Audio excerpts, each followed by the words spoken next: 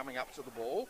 They're the only team really that I think do it regularly. Your Luke Gray types that'll then just slide from behind the kicker inside 50 and take uncontested marks. Keep an eye out for that today. He's been a great player for Ballarat over the last couple of years as Luke Gray, and played at interleague level as well. And under 23s a year or two back, so he's certainly one we'll keep an eye on this afternoon on 3BO Footy. And he's been one that some sides have actually targeted in season 2026 as well. Just had a little bit of work done into him from the opposition. I'll be interested to see if a guy like Lockie Walker potentially starts inside and looks towards him around the ground. But, he's sort of one of those experienced times that Melton like to use on the tag. Youngie, what's your view on, Alex Keith's been really strong at intercepting and being a wall there at centre-half back. The perfect matchup for him's Carter. Do you think that'll happen, or do you think both teams will try and avoid that? I think both teams will avoid that for their own success. I think on paper you want to see that matchup because it's a brilliant matchup. One of the best key defenders and obviously one of the best key forwards in the competition. Oh, yeah. But to see them go head to head necessarily, I don't think it will happen. But from the neutral side of things, we certainly would.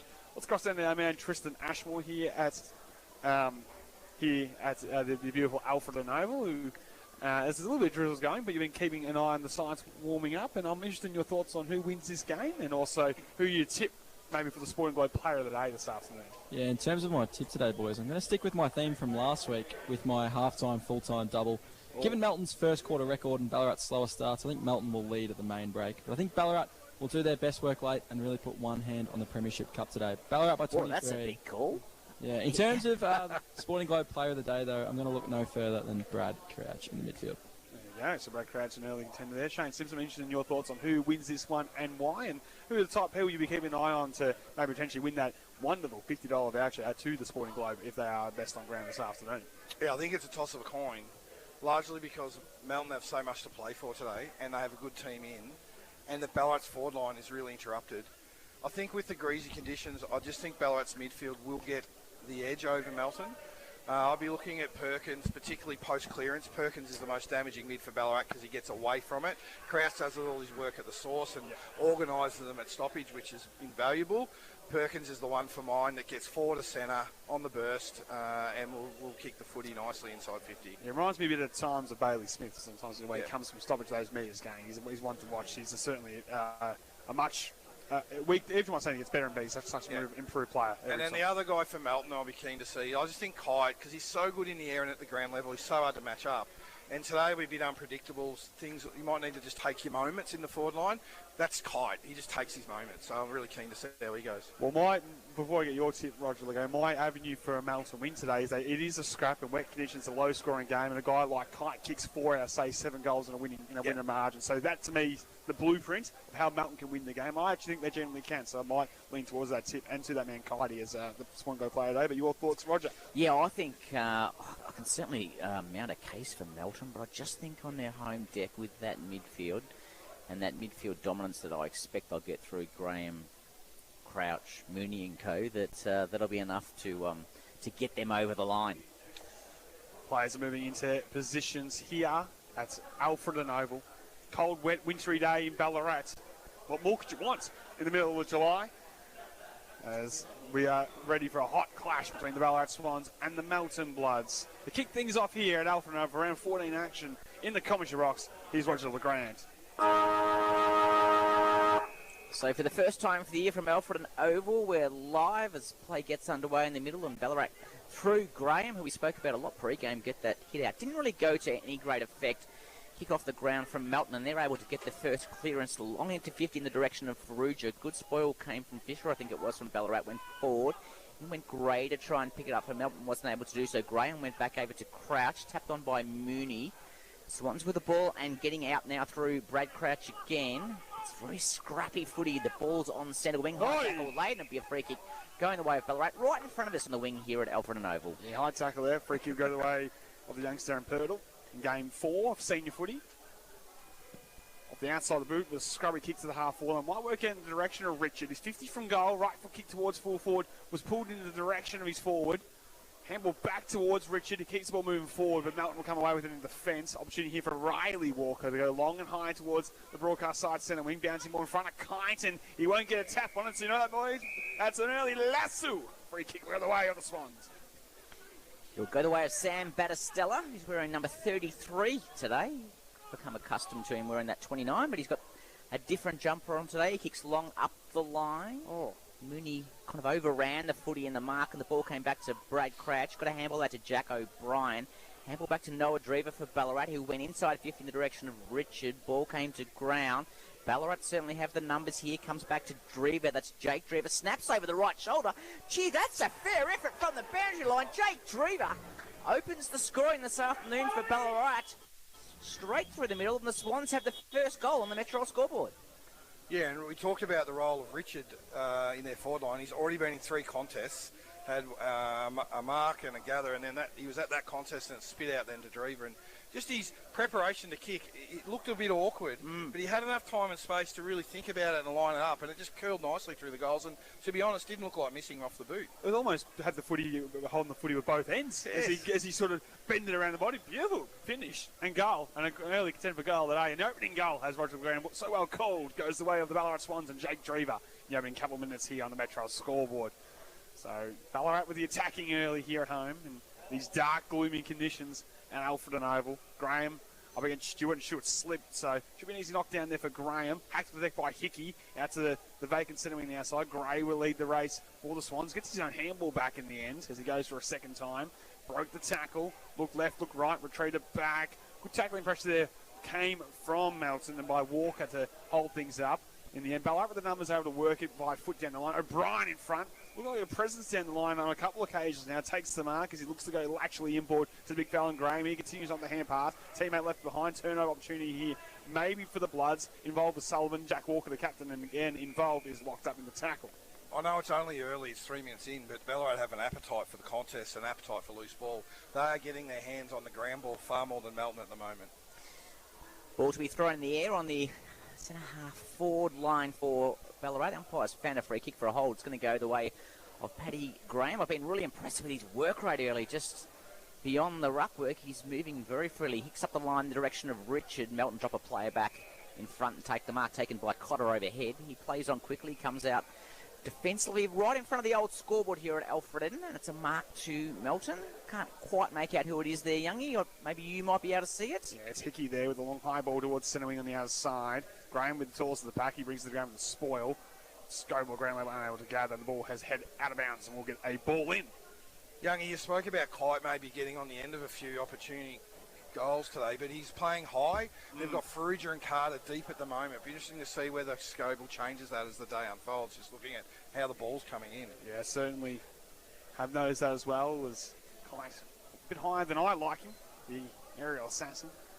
So back underway here. Knocked down there by Stewart. Will just gain essentially 5 or 10 metres forward for Melton and more towards central centre wing out of bounds position. 4.5 minutes played. Metro scoreboard reads the Ballarat Swans 1 goal straight, 6 leading to Melton yet to score. Ball virtually opposite 150 metres away from our broadcast position on the outer side. We'll go again with Stewart in the ruck against Graham. Both ruckmen went to ground. Stewart almost came away with it in these tough conditions. Quick kick come forward came on the way of the Swans towards that half-forward line. Walker to lead the race. Now, was that below his knee and out of bounds? Walker's trying to claim the lasso free kick. A little conversation will come from the umpires. It just takes a bit of time for things to settle. We've just seen Kyle Borg playing deep at full forward. Maybe him and Kite are going to just swap around being small and fast. One high, one deep. There you go. Normally, obviously, he operates the racehorse on the far side wing and deep forward to start here, that rotation. So ball comes back into play from that boundary, throwing Graham up against Stewart. Graham won it out, went to ground. Melton desperate to clear the ball out of defence, and they're able to do so with a long kick down the line in the direction of Liam Carter, who leads Keith to the ball, but the boundary umpire signals lasso. It's going to be a free kick going the way of Ballarat, and it will be taken, I think, by Keith. The ball's just kind of dipped over the fence into the primary school there. The Western Bulldogs and Adelaide player. He's a very good player. I think, as we said pre-game, Sam Young, he could probably still be playing for the Bulldogs, such as their lack of defensive depth. He goes long up the line. Mark not able to be taken. Kick away from Jack Walker went into the middle of the ground. He's going to turn it over with a mark to Ballarat. So the Swans look to go forward here from centre wing on the outside. Long kick is in the direction again of the big fella in Graham. He's been influential. Give the handball off. Dumped in by Perkins to the lead. Richard on the move. Couldn't quite take the mark. Towards the turf. Melton survived that forward foray. Dropping the mark was Graham waiting outside 50. Now Melton trying to get a bit of run and gun with a hand pass from Carter out to space more than anything in hope. It'll be a dump kick forward towards the half-wall line, but it's all Ballarat and by himself at the half-back line. Worrying sign there, easy mark for Keith as he'll switch up the centre-back to Dreva, the Noah variety. Rifle kicks an absolute beauty. Mark taken there by the Swans. Short ball will come his way from Perkins across here to Gray running hard. Mark centre wing on the broadcast side. So Gray right in front of us for Ballarat on the wing, just taking his time. Looks up the line in the direction of Jack O'Brien. He'll hug the boundary line, goes over O'Brien's head and will fall over for a lasso free kick to Melton. It'll go the way of Lachlan Phillips. A little bit hit and miss for Melton at the moment moving forward, Shane Snipson. Yeah, it's certainly a bit clunky. Just can't get any flow in their ball movement. They're just sort of dump kicking a little bit. Well, dump kick down the line to a 1-on-3 ain't going to help their cause, Keith. The hand pass comes across to Haints. He'll go inside to Dreva, and he goes back towards the traffic because he liked the move of Simpson out wide on the broadcast wing. Now, he used that stand rule to draw the man in Gray. He's got one over the top, which he'll use with the hand pass. Perkins will be wrong-footed. Sells the foot candy back inside. Left foot kick coming from Quinlan to a dangerous area. Was cut off by Melton initially. Umpire will put his whistle in the mouth and say, I'll throw it in the air 45 metres out from goal. Yeah, it feels like Melton have got less time and space with the ball than Ballarat. Even then, they gathered at half-back. Quickly tackled secondary stoppage inside 50. Coach Baker would be happy with that. So the umpires, two of the three of them are wearing hats today in drizzling rain. We'll get Tristan Ashmore's views on that very shortly. Throws the ball in the air, no effective clearance. Could have been in the back free kick going the way of Melton. Umpire said no, play on. Probably fair enough. Crouch went in very strongly for Ballarat, and the ball trickled over the line. Just near the 50-metre arc here on the club room side at Alfred Oval. It's drizzling down. Cold, wet Ballarat conditions. This is where Ballarat have a bit of an advantage. They're stronger at clearance, so Melton will be trying to be in tight and at them. But then Melton have got no one to handball out to. They're all in at the moment. Knocked down the ruck there by Melton and by Stewart. Hacked off the deck there. Came from the Bloods and by Burquest. And they didn't go the required journey, so stoppage the results. I would love a beanie down here, boys. It is cold. In terms of the ground, though, going off what I said before, expect most of the play to be on the wings. So we're going to ball up 50 from goal. Thought you were more of a visor man than a beanie guy, but anyway, changes like the weather here in Ballarat every 5 minutes. And another stoppage the results. It's almost bees to a honeypot sort of stuff here, Shane, and it's going to be, I think, a repeat stoppage after repeat stoppage. But for Ballarat's sake, they'd be happy just with control of territory at the minute. And they're set up well behind the ball with Graham being the extra player, and then they're working off that. So Jack O'Brien doing the rough work for Ballarat was roved by Jack Walker. Came up the line in the direction of Liam Carter. He picks it up quite well. Was tackled straight away by Keith. Keith went back and just walked the ball over the boundary line. He could have just let that roll over then, because Carter handballed it down and he would have got a lasso free. I felt like Keith cost himself a kick then. He did. But you're not allowed to let it go if you can pick it up. Is that the rule? Well, there's an interpretation in the Ballarat Footy League, which I can touch on in a second. There's knocked down by Graham, was straight to Crouch. His handball was broken up there by Hickey. Drever came back towards the traffic, retreats the hand pass off to Perkins for Ballarat, and he steps inside with a long left foot kick to centre half forward. Fits to the ground there by the Bloods. Button left it for the racehorse. Borger, look at him go. Weave through traffic, right foot kick. We'll dump it towards centre half forward. That's more Melton DNA. Clever knock on towards Hickey by Carter. His hand pass to centre half forward. Davis goes off the deck. Just gains vital territory. Fish over ran it. Thornycroft did not. Ball still alive. Picked up by the veteran Davis. And the Silver Fox pops it through. Scores a level here. 1 goal straight 6 on the Metro scoreboard. And they just sort of pushed it and got momentum and surged it, and then it got there in the end. But if we go back, and we spoke about this pre-game, Graham to Crouch is dominating, and Ballarat win the stoppage, goes to half-back. Who pops up? Borg on turnover with leg speed to break a line, not kick it back down to the numbers, and away they go and they got a goal. That has got to be the template for Melton today. And he just changed the angles. They've been for 8-9 minutes this term. They've been long down the line. Ball took the risk, went through the corridor. It was a dump kick into the corridor, which could have been easily turned over, but hit the turf, and a wet day skid on. Melton just gets pressing forward and goal. 1 goal apiece on the Metro scoreboard. 10.5 minutes through the first quarter here at Alfredton. Throws the ball back in the air. Stewart up against Graham. Graham won it out. He's been quite dominant in the hit-outs early. Umpires Oh. found a free kick. It's going to be paid for in danger. Gosh, you could pay a few of those Yeah, today if that's you what really wanted to. And I was getting at, Roger. Jeez, that's a tough one to call. Lockie Walker for Melton brings the ball inside 50. Juggling mark could have been close. paid. Umpires said no. Mooney went back in to clean up for Ballarat. Wasn't able to do so effectively. They've got the weight of numbers, and Keith's able to clear with the left boot up the line towards the coach's box, but getting back for Melton to take a strong mark. It looks like Thornycroft over there. Plays on quickly, kicks long inside 50. Kite over the back by himself. Is he able to run onto it? He is. Left boot over the shoulder. That's bread and butter stuff for Braden Kite, and Melton suddenly have a second. That's Two shelling straight piece. drops, all right, one That's goal. shelling piece for Kite. He could see he was going over the back. So he just stayed down, and because it's a wet day, it slipped over. He has done that hundreds of times in his career. Great judgment. If his Ballarat opponent's going to go into a contest, he can't let it out the back, where Kite's just ready to swoop, and a beautiful finish on the left foot. Goal 469. Let me say it again. 469 in the Ballarat Football Netball League for Braden Kite. Like I said, when he's done it hundreds of times, that wasn't an exaggeration. He's done that over and over. We get back on the way I here. think it was young Battistella on him too. If he's going to go up, he's got to get Sucked into the contest, didn't he? Yeah. Stewart, Graham with the knockdown. Hacked to the deck there by Simpson, trying to gain distance. Walker left the square and just slides it along the wet surface and turf through that centre wing. Hand pass was good there by Ballarat. Gray's kick inboard, showed a bit of it. Melton with the press to keep the ball at half forward. He's been impressive in the last couple of minutes. Walker unable to emerge from that one though. Ballarat work it by hand. Perkins involved. Gray again. Little sidestep with Clever. Now Perkins on the overlap. He's brought down the tackle and he's gone on the footy. Hot whistle. Didn't get boots of ball, said the umpire. Incorrect disposal has to be the only reason, but I thought, again, that was a very hot whistle. And Dropped it straight in front of me, boys. As called by Tristan Ashmore, he thought the umpire was correct. Ball comes down the line from Melton.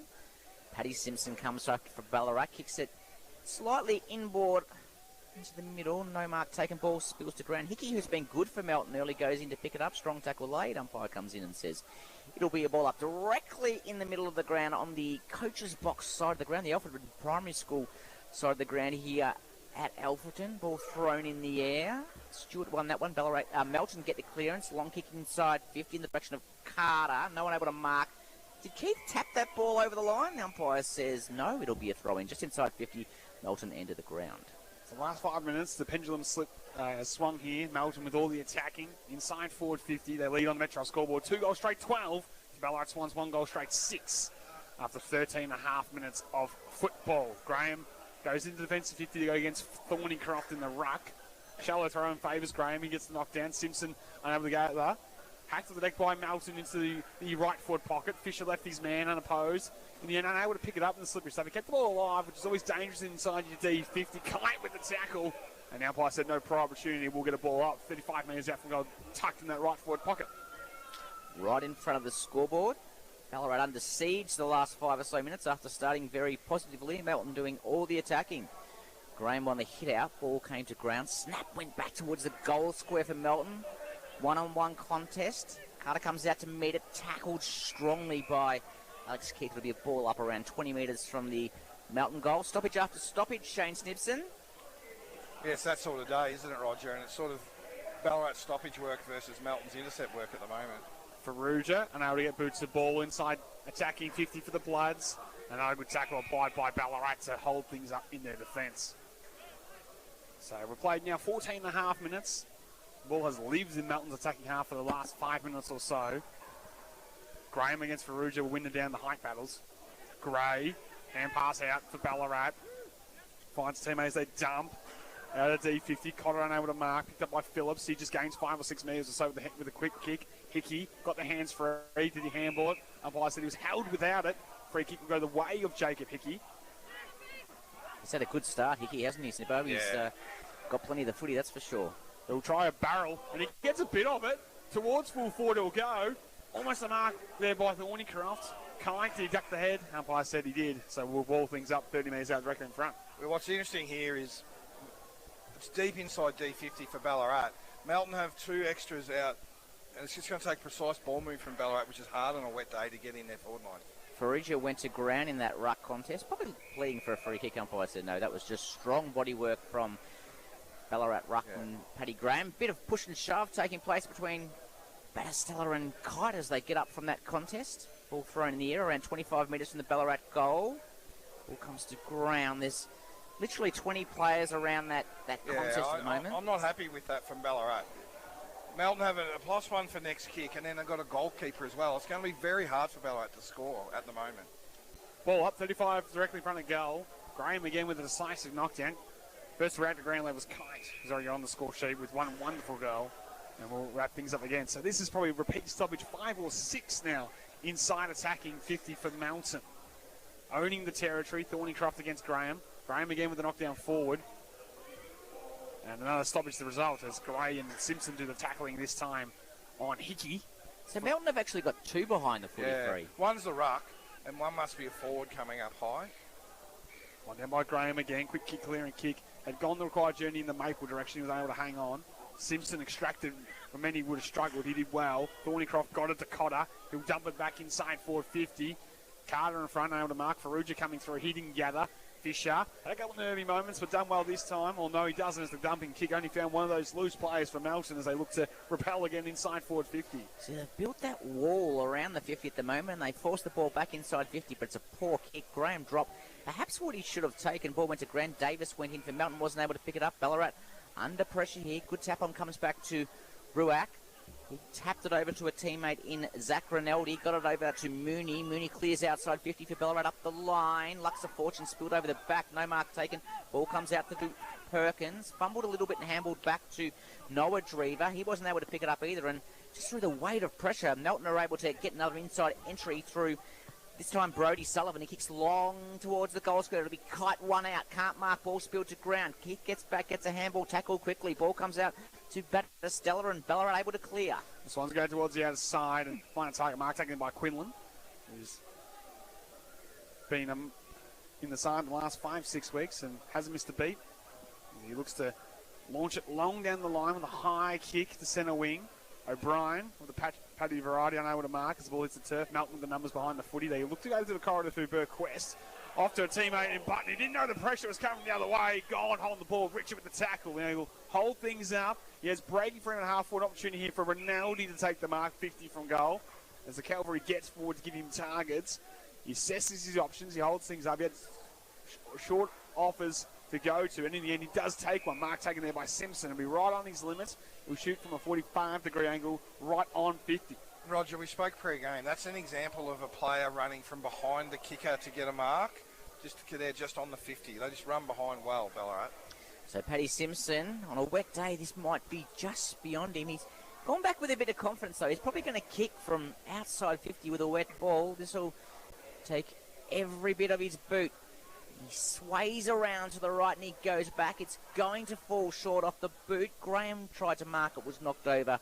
4 behind. Ballarat 1-1-7. Melton 2 straight. 12 on the Metro scoreboard. Rinaldi dirty on him too. Did a beautiful little tick lead back towards the Simpson on his move. He could have easily been hit up a little bit 15 metres close to the goal. So missed opportunity there. As 1-1-7 on the Metro scoreboard. Ballarat Swans to the Bloods 2 straight 12ers. Walker will go long high down the line. Carter caught behind. This time he's forced to spoil and see it out of play. The vice captain of Melton will get a ball in. Bert Shops in a broadcast position on pretty much true centre wing. So as it's 5 points your margin, we're approaching time on in the opening term. Did Ballarat weather enough of a storm? Melton repeat stoppage inside 450. We're able to generate a score. Ball at ground level will be tough to deal with in these conditions, and in the end the umpire will put a whistle to the mouth. Seems very wet underfoot, Tristan Ashmore. Have you been able to assess the conditions there on the ground? Is it getting worse with this rain that we've had constant throughout the opening term? Yeah, my hands are frozen down here, boys. Can someone run me down a hot chocolate at quarter time? No chance as the clearance goes the way of Ballarat in towards 50. Melton defence has held up pretty well so far, and they're able to clear the ball out in the direction of Haynes. Was he taken high? I thought so. Or was it a throw, Shane Simpson thought? Umpire called neither. It will be a ball up. Players get to their feet, pleading one way or another, but the umpire says we'll get on with it. It's just to the left-hand side of the circle in the direction of Melton. As the umpire comes in on very wet conditions to throw the ball up. Tap down to Jack. Walker was tackled straight away. It'll be a repeat stoppage. So if you've just joined us, Ballarat kicked the first goal of the afternoon, but it's pretty much been all Melton since. They've kicked 2 straight. in very wet conditions. They lead by 5 points 20 minutes into this first quarter. Mooney with a clearance for Ballarat. Kicks towards half forward. Ball comes out in the direction of Tom Button. He got caught last time. He got caught again. Umpire said, no, I reckon you got a handball that time. Melton now with the numbers out on the wing. Kick up the line looking for Faruja now. Marks about 60 metres from goal. Faruja wheels and deals. Dumps it towards full forward. Kai caught behind this time. Brings the ground with the spoil. Clever little hand pass will get its way across to Davis. In the pocket. Ryan Davis! Wow. Running away from goal. Left foot snap from the boundary. And he kicks his second. We've had 4 goals kicked, and there's been 3 amazing snaps, really, and haven't looked like missing, have they? Given the conditions. Exactly. Love the work rate there, Shane Stipson of Caleb Burke-West in the middle. You can see he's got the hands on the hips, and he worked from half-back, got the connecting kick, got it to Faruja, and ended up in a goal. He's certainly growing as a footballer. He is. He's had a great... He's first year at Melton, coming across from, I think, Western Region Footy League, and he's made a real difference. What is also really important there is... Don't underestimate the Faruja present and lead about 55 out. That puts the Ballarat defence under so much pressure because he can kick short or long, and it just keeps all the defenders stuck, and then Melton players can show some creativity. So it's the veterans inside forward 50 getting it done for Melton. A couple of other Davis, one to Kite. That's nearly 450 games of senior footy experience in the Ballarat Footy League. Crouch on hands and knees. Let you get it back from Mooney, and right foot kick we scrub towards the half-forward flank region. Melton with that spare, and Walker will get across. Got the handball away. Clearing kick will come from the Bloods down the line. Big spoil from Gray as he fisted to ground. Ball very close to the boundary line, not even the racehorse ball quick enough to get across and keep that one alive. We'll get a boundary throw on a true wing virtually opposite from our broadcast position. So 11 points the margin in favour of Melton as we head towards quarter time. The ball to be thrown in on the wing on the Alfredton Primary School side of the ground in between the 2 coaches' boxes. All getting quite heavy after some drizzle early in the quarter. Boundary throw-in fell short. Graham, playing almost like a rover, tapped the ball in front of him, and it will be a repeat throw-in.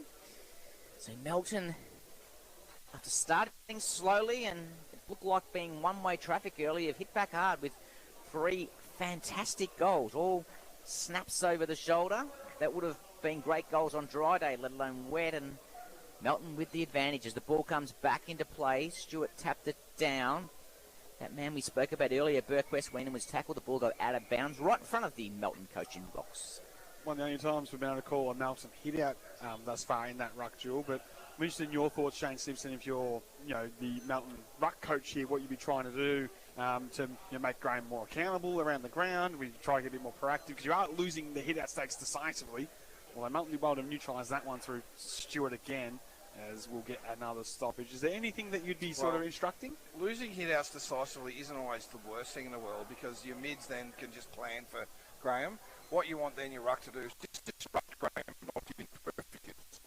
And then you can just plan for that and you can still be successful at the next. So throw up. Perhaps wasn't able to pick up cleanly. Dave was clean for Melton. He's tackled straight away. It'll be another ball up. I think it's going to be that kind of Dave both sides pushing up numbers around that contest. It's pretty much 1-1 across the ground at the moment. Just trying to get that territory advantage. Ball not going anywhere at the moment. Graham jumped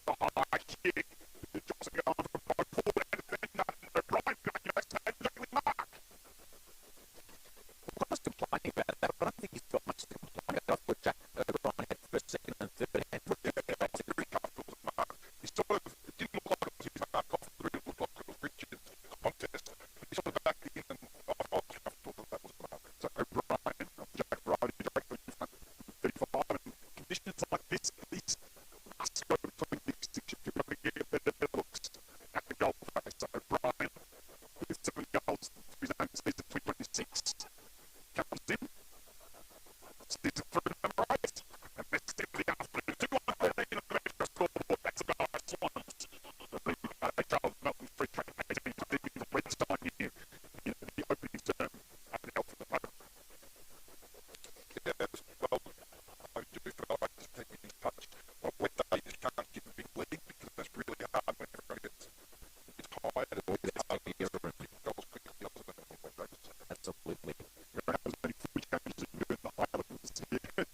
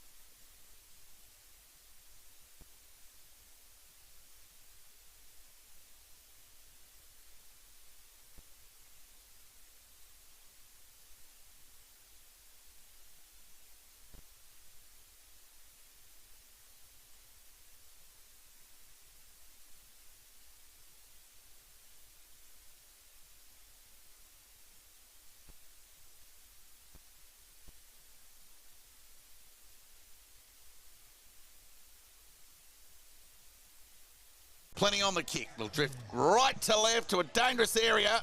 Oh, the mark's taken by the debutant. Kill Martin. What a stretch and a grab from the youngster. They'll come from everywhere. Every single one of them will go to him. Kill Martin from point blank range, and it's a good call from you, Fridge. Look at him. Yeah. Like bees to a honey pot. They get around the debutant, and Fitty has got his first at senior level. And what happens can get it done. Fulton out of the park. Cross He's kicked it. Seesawing affair now here at Mattingly Park.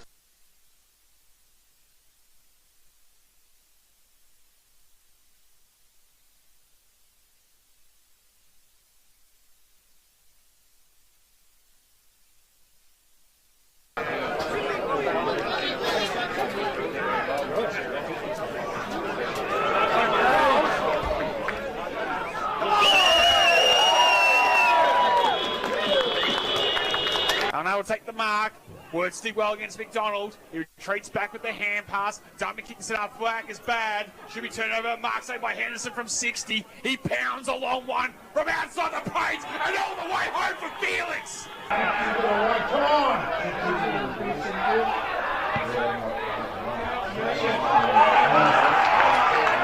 Get him, boys.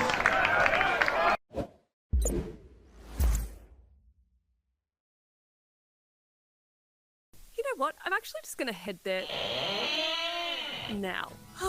The difference a kitchen upgrade can make. Smooth drawers, quiet cupboards, beautiful finishes, all without the price tag and hassle of a full renovation.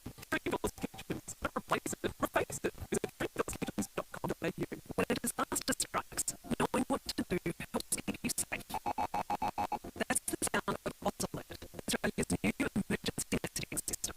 Oscillate sends near instant alerts to compatible mobile devices during local and national disasters.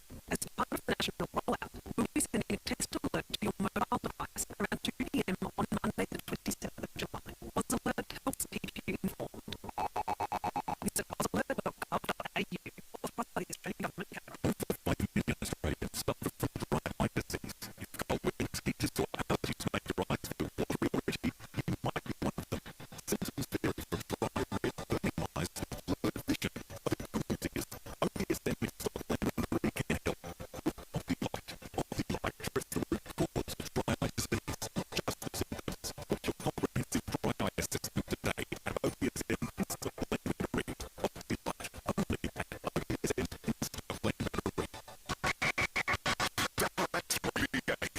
McDonald's Ballarat Football Netball League, live. Ballarat certainly have the numbers here. Comes back to Drever. That's Jake Drever. Snaps over the right shoulder.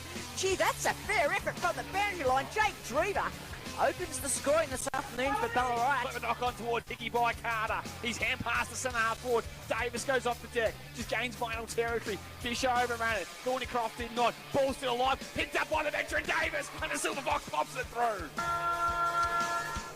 Welcome back to 3BA Footy's home ground. Thanks to D2E Jim from Delacombe to Wendouree. You're never too far from a D2E. As we have the Melton Bloods leading at quarter time by 4 points, with Ryan Davis hitting a couple of wonderful opening quarter goals. There's the real highlights in that opening term. But I'm interested in your thoughts off the bat there, Shane Simpson, in the opening term, on how Melton got off to a pretty good start there with a 4-point lead.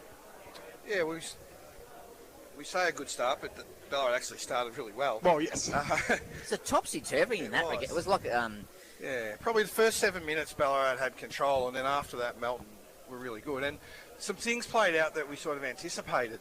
Ballarat, at clearance, were really strong off the back of Paddy Graham and then Simpson and Crouch, and their commitment to handball and chain it out. And then Melton, therefore, had to be really good on intercept. And once they put a bit more pressure on the ball and made Ballarat sort of kick it under some pressure, then they got some really good looks. So their first goal was from a Borg run and carry turnover at the half back. Then there was a dump kick out of 50 that Thornycroft then kicked on a nice angle that came in. And then the other guy that sort of stepped up and looked good that we probably don't talk about enough, Youngie, is Farrugia looked quite clean presenting up through sort of 40 to 60. So it sort of worked. It sort of went as I thought. Ballarat dominating clearance, getting good territory off that. If Melton don't bring the pressure, or intercept, then they're in trouble. Ballarat showed enough different avenues in their forward line to be able to kick goals from here. You wouldn't think that would be a worry. Richard popped up and was presenting lively. O'Brien stepped in. So it's pretty well poised, but it's nice to see Melton come with a clear plan to try and execute on turnover really well. And Cotter and Hickey were the two that probably generated that for Melton. Tristan Ashmore was listening into the Ballarat Swans and Ash Baker's quarter-time address. What did Bakes have to say there to his charges? Yeah, boys, they wanted more stoppage forward of the ball and recognised the defensive structures were really solid. They said if Melton take their chances and kick ridiculous goals like that, fair play. They wanted more spread across the ground and wanted their players to take more easier options in order to get past Melton's wall and relieve some pressure as the sun begins to come out here at Alfred Oval. Thank you very much, T. Listening to Ash Baker's quarter-time address, a very long quarter-time address from both sides at this break. Might give us the chance to go around the grounds for Go Vita Ballarat, your local health store. Sunbury trail Bacchus Marsh by 3 points down there at Clark Oval. Up at Mars Stadium, as you heard earlier from Tristan Ashmore, Redan got away to a flyer and they lead by 19 points at quarter time, 32-13. Down at Darley Park, Darley a late goal in that quarter, got them within 13 points of Sebastopol, 36-23. And East Point's off to a good start under their new or temporary coaching arrangement. They lead by 20 points over Lake Wendouree. Yeah, maybe not. I mean, Redan, the big surprise there, taking up right up to North Ballarat. It's definitely one we'll continue to keep an eye on throughout the afternoon. In good form, Redan, that's for sure. We might go to look at the Central Highlands League, keeping in mind they're coming towards quarter time as well. Skipton 41 lead Creswick 15. Ewellan 2 straight 12 lead Beaufort yet to score. Dunstown, one of the form teams alongside Bungaree in that competition, they got out to a convincing lead over Balan 33-8. Balan's coach Mark Williams standing down after just one season this week, so some news out of Balan. Dalesford, James Evans, his 350th game. What a stalwart he's been, Snibbo, for that footy club. I heard during the week he's playing senior footy with some of their kids weren't even born when he started playing. That is right. He's been such a force out there at Dalesford, and he was looking really excited when I spoke to him this week about playing 350. Yeah, it's a massive achievement when you think about what do we play 15, 20 games a season, providing you're fit. He actually played I think he started senior footy in 2004 when Dalesford was still in the Ballarat Footy League. Yeah, wow. That's quite the achievement. So Dalesford's good form continues. They're playing second place Limont today, so 27-14. Warburg 12, trail Carnham Linton 25, and Hepburn 13 lead Bunninglong 6, and Bungaree up against Gordon in what should be that local rivalry out in the thick mud, no doubt. Although Bungaree's ground's pretty good these days. They lead 28-0 in that game, Youngie. Thanks to Go Vita. Thank you very much. As the players have made their way into position here, funny enough, the Ballarat Swans have elected not to have a starting winger on the broadcast side centre wing here. We don't have the 6-6-6 either. No. Chase Scoble, he would have either side of him about 75 metres of clear space. So where's the extra? Yeah, around on. I'm looking for the down there, down the back. Hanks is on his own. Hanks is by himself. Yeah. So Scoble's got a panic. Melton have a lead, and we're off and running for the second term here at the Alfred Oval. One down by Graham again, flying through with Simpson. Knocks it to his own advantage, not once but twice. Able to gather up half-back. Clever was Batty. Get the footy in front. The Quest, he was spun 360, got the hand pass away. Graham gets down low. He was stripped of it in the tackle, and a ball was the result. That contest where Batty straight-lined it against pressure was so important because Luke Ray got goal side of his opponent and was streaming inside 50. Well done to Batty, just a straight line. You've got to do a lot of that in the wet weather. So Stewart up against Graham. Graham won out. Probably nearly won every hit out bar one by our calculations. They're not getting the direct advantage from it at the moment, though, although Ballarat do have the ball. Graham handballs it over to Gray, kicks inside 50 in the direction of Jack O'Brien, dropped it, ball went to ground. Zach Maple went in, handballed over to a teammate, came back to Paddy Simpson, tackled without it. Ballarat supporters pleading for a free kick, strong tackle late, and in the end it's going to be a ball up around 60 metres from the Swans' goal on the Alfred and Primary School side of the ground. So the Swans looking to draw first blood and take back the lead in this one. About 60 from goals, Roger Grant said. Graham again with the knockdown. Hands and knees, the Swans extract the hand pass. The Quest involved to break it up. Simpson forced to the role of tackling this time. And the umpire in the hat says, I'll ball it up. And they're Well, getting plenty of disposals the umpires today. I mean, that'd be probably the fair share for Spoiling Guard player today. That's how many times they've had it. So, Snibbo, we'll talk about that spare in a minute. So after the centre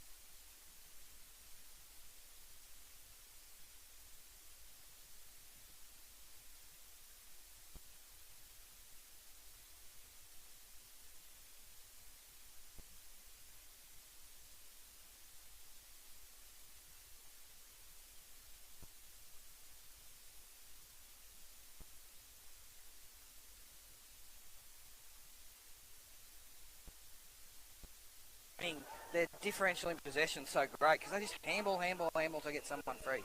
Riley Walker comes out of that kick out to Jack Walker, who goes straight up the middle. It's the first time I've kind of seen that today. They've been favouring the wings. Haynes was taken high, I thought, for Ballarat, and he's going to get a free kick right in the middle of Alfred and Reserve. His kick probably didn't go the required distance, but it didn't matter because the mark wasn't taken. Crouch went in, got a handball out in the direction for Ruger of Melton. Wasn't able to pick up, overran it. Ball went in, and umpire will come in and... Good craft by Fisher, just absorbed the tackle, didn't handball to no one. Good, what's what we call good ball security. Well done by Fisher there. Played the percentage as well. So get the stoppage here to Ballarat. Doing all the attacking in this term. 4 minutes gone, and they've taken back the lead by 3 points here at the Alfred and Oval. Graham against Stewart. Graham with a clever knockdown, corridor bound. Burquest got off to Walker. Scrubby kick, gained 5 metres or so. Ericsson maybe helped with that. Umpire said no. Walker's illegal ball was broken up by Simpson, who's been good again. Crouch again, fights for it at ground level. It spills out to Simpson, now to Graham.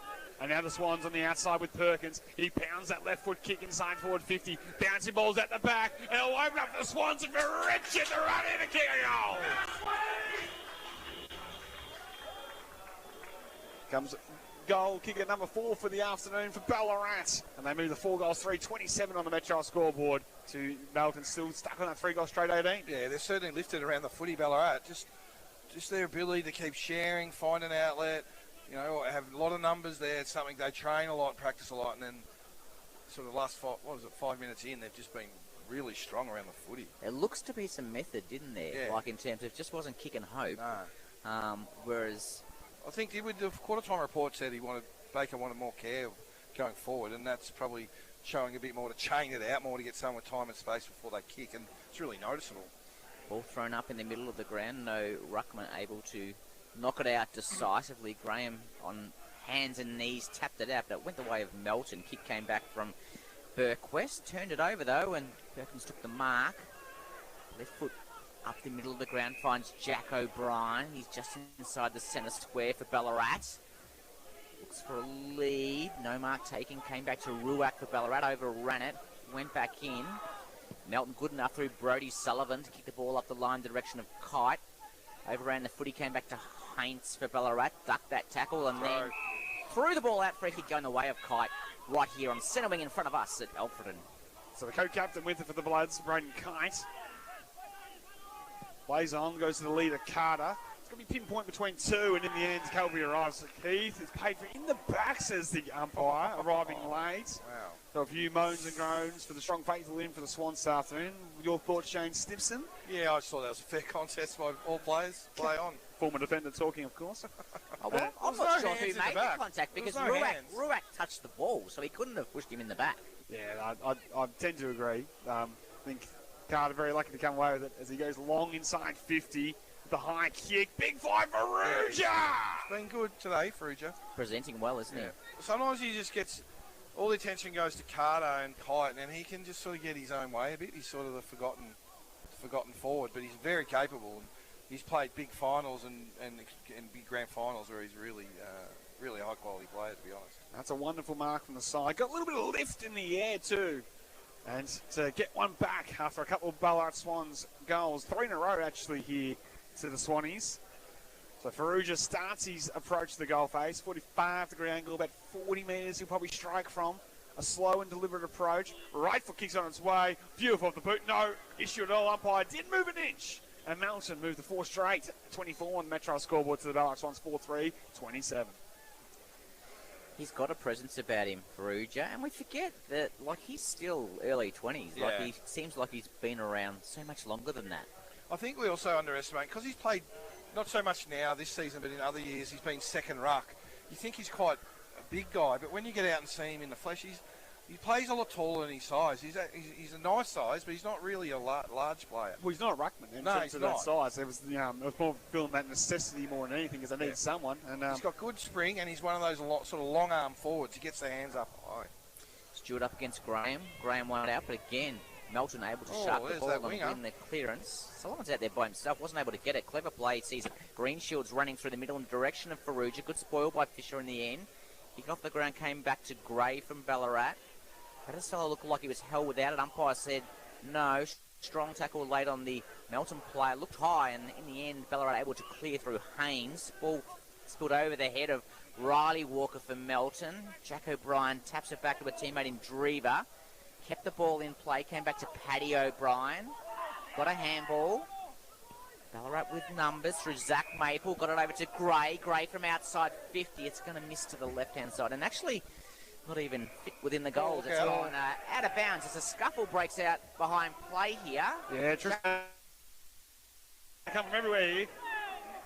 Was it Jack O'Brien? Jack O'Brien was the initial one. Paddy O'Brien, his brother, came in to help, and now we've got 6 or 8 players. As Ball's still in. Call the football while I watch the fight. Stick inside forward 50 here for the Swans as they retreat with the kick in the Grey direction. 35 from goal. He'll step inside off to Drever. He's kicked one wonderful snap, and now he's kicked 2.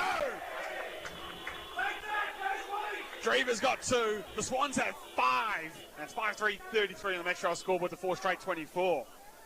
Just the water boy there is getting in a bit tight. I like to just leave them, let the players sort it out. You don't want officials getting in close when it scuffles. Our man Tristan Ashmore was keeping an eye on it. Cotter and O'Brien push and shove. There was a couple of heads going back with maybe some jumper punches there, and then in the end, it was O'Brien that just I had enough, and he just ragdolled Cotter to the turf, and then it was on for young and old. Yeah, it looked like UFC 329 from a couple of weeks ago, but then the way the O'Brien brothers came in, they look like the brothers of destruction. Oh, hello. The 90s. He came to his brother's aid, as you would expect, and I agree with your point there, Shane Stimson. That runner there should have, too aggressive or for water mine. boy should have, he shouldn't be physically involved in any contest. Tempers are raised. You just keep the officials away. Absolutely. Play gets back underway in the middle of the ground. Tap came down the direction of Perkins, wasn't able to pick it up. It'll be another. No, he's found a free kick. It's going to go the way of Melton, and Lachlan Walker comes out wide. Finds Scoble, goes up the line. Was it an arm chop free kick? It was, and a free kick going the way of Carter. Roger, often after there's a bit of a scuffle, the umpires just look to take control and they just sort of over-officiate to settle it. Yeah.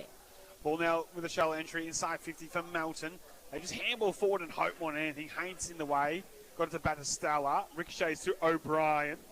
Jack O'Brien dumps out to centre wing on the outside. Backing back with speed will be Carter. Ballarat get across to Richard. It's tough when he wants to be careful, doesn't it? It's off his feet, surely. Yeah, it'll be a lasso free kick. Certainly off his feet, wasn't it? I must have crossed the line before it did hit his feet. We are a good 150 metres away from our vantage point. But Yes, it's like calling LB from square leg, that one, wasn't it?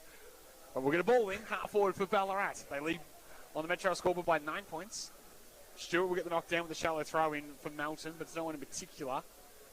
Slapped inside 50. Kite on the way in defence, unable to gather. And in the end, very close to the boundary line. It's going to be walked over the line or just kept alive in just inside 50 for Ballarat. 11 and a half minutes gone, second term. The Swans in this term, 3 goals to the 1 goal of Melton and have dominated the territory battle thus far in this term.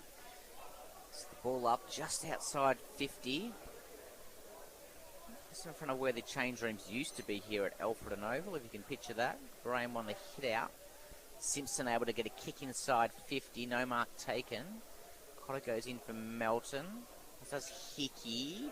Tackled pretty much as he picked up the footy and the ball spills out of play. So it's now around 30 metres from goal. Tristan Ashmore. Around the ground takes to go Vita, boys. Sebas are 9 straight. They lead by 27, and Banbury has 4. There you go, Jack Banbury. We'll have to find out what role he's playing today.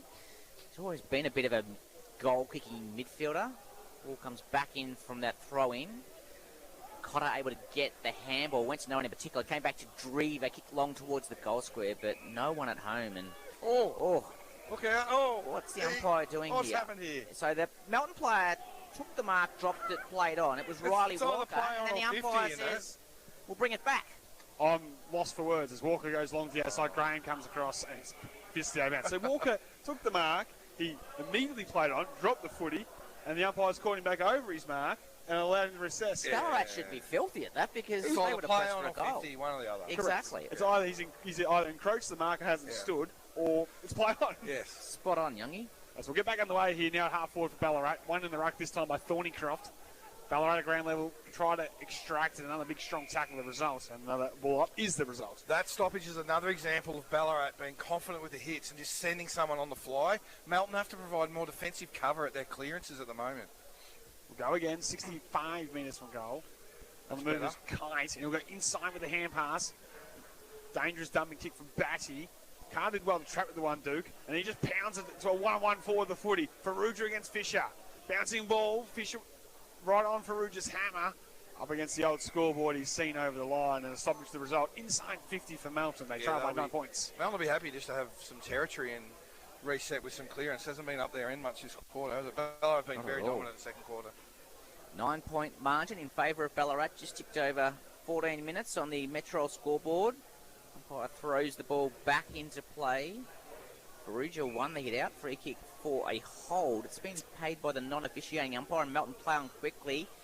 Walking towards the 50, comes out the direction of Scoble. Round 1, round 2. Got a handball away to Ericsson. Ericsson went onto the right boot from 20 metres out, almost directly in front.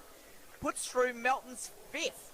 Melton 5 straight 30. Ballarat 5-3-33. Melton can't miss Shane Stimson. No, they can't. And again, there was just a marking contest where it got out the back of the Ballarat defender again, and then Scoble came in, and then a nice little handball. And straight through. It's brave to always go back towards the traffic too. That was by Scoble, but he was so good below his knees and found Ericsson on the fly running through. So you take a little risk sometimes inside 50, but you get maximum reward when it comes off. What was good, I think it came from a free kick at the clearance, wasn't it? And they just got it going into that sort of 30 out in the middle really quickly, and then defenders feel nervous when it's central and it's quick. That's the beauty of a guy like Braden Kite. We've seen him being at ground level being dangerous. Well, he was the aerial target from that. He just made those defenders nervous, as you said. Shane Stimson here wonderfully. As we go once again, 3-point margin. Graham wins it down. Straight to Perkins for Ballarat as he pounds it inside 50. Ball hits the turf. On the move was Maple. Did he throw it away? Umpire said he did. Good umpiring. Free kick holding the ball. It'll go the way of Melton deep inside D50. Batty will go long and wide with the right foot kick to the outside. He's missed his target. He's going to skip on and be out of bounds for a lasso free kick. Will go the way of the Ballarat Swans. And Rinaldi will take that free kick. 6 long inside 50 in the direction of Paddy O'Brien. Ball spilled over the back. Picked up by Emerton Hooper. Like his uncle, loves those ones, but on this occasion he snapped it over through for a behind. 5-4. It was a bad error by the Melton player. He let the ball go out of play. It was a lasso. He just ran over, took his time. And the Ballarat player grabbed the ball and played on, and he wasn't there to defend, and that's really cost them a goal. 4 points in favour of Ballarat in the Melton scoreboard. So Connor will play it quickly, goes short, and the blood's pounding on. Roosh with the big spoil over the top to bring it to the ground. Goes again for a second effort. Perkins over the top for Ballarat. Got the handball, the hot ball to Crouch. Just Goes the outside move cleverly out to the waiting Drever. He goes back into the traffic. Walker sliding, couldn't mark. Opportunity inside 50 for Pirtle. Dinky kick towards full forward with a bouncing, scrubbing kick. Still alive on the move are the Swannies. Melton get number and coverage across. Phillips, one of them, has a loose play on the outside, all by himself in kind of halfback in a paddock. He takes the footy, looks up, has absolutely no one. He bounces, stops, props, clever, goes in, board, finds Hickey. Can they access the corridor? He plays on, goes long to centre half forward. All kicks, misses away there by Haynes. Ballarat with numbers will come out towards the broadcast side with the foot race on in earnest. And I'm always back in Drever on the fly. Bailey Fraser it was who kicked it to Drever, and now he's free. Runs inside 50, looks straight in front of Paddy O'Brien. Dropped what he should have taken, but it's good enough to go back and get it. Handballs it over to Richard. Richard on the right boot has a second. And the Swans have their sixth. 6-4-40, Melton 5 straight 30. Good recovery from Paddy O'Brien after dropping what he should have taken, Sibbo. Yeah, it was, and a good ball movement from Ballarat. Get some width off half back and then into a dangerous spot. Melton's defence was so unorganised. There was 3 Ballarat players everywhere there just to, get onto the spoils of Paddy O'Brien's little error, and then Richard just come in. That's his second, I think, Youngie. Yeah, he's his second. And again, it was just that kick to the fat side. They were everywhere. Everywhere. And you scored it well, Roger. He made amends from what should have been an easy mark and kept his head. Didn't just drop the head and go, oh, bugger, I've dropped an absolute soda right in front of the faithful. He got his head down, got the handball away, and Richard, he's been a prolific goal career across his country footy career and gets his second of the afternoon. As Graham wins it down, Crouch with another possession, right for kick, go towards half forward with that bouncing ball. Pirtle up to meet it, stripped up in the tackle, umpire wave play on. Go inside 50 by the Swans again with that bouncing ball. Maple will go with the hand pass in the Simpson direction. Kick picked up there by Melton. Graham from the side. Tallest man in the pack comes through and takes the mark. He won that mark through just sheer willpower. Pushed himself to the front of the contest. Kicks it to Drever, who is all by himself. So another defensive lapse from Melton, Snibbo. They're unorganised. Again, Ballarat are very predictable. They've gone to the fat side off a ruckman long kick slow, but just no defending. Not enough responsibility taken by the Melton defence. That's probably Graham's best mark because he had to really commit to just edge through the contest. It was a more grit mark than being taller than everyone else. Seen Drever snap a couple of rippers. This is with the academic drop punt. It's on its way and it fades across the face for a minor score. 6-5-41 on the Metro scoreboard. That is the Ballarat Swans. Melton 5 straight 30. 19 minutes played in the second term. He's been good this afternoon as Jake Drever. Riley Walker from Melton prepares to bring the ball back into play. He plays on. He's got some nervous moments here. In the end, he goes I don't know what kind of kick you would call it. Mongrel punt.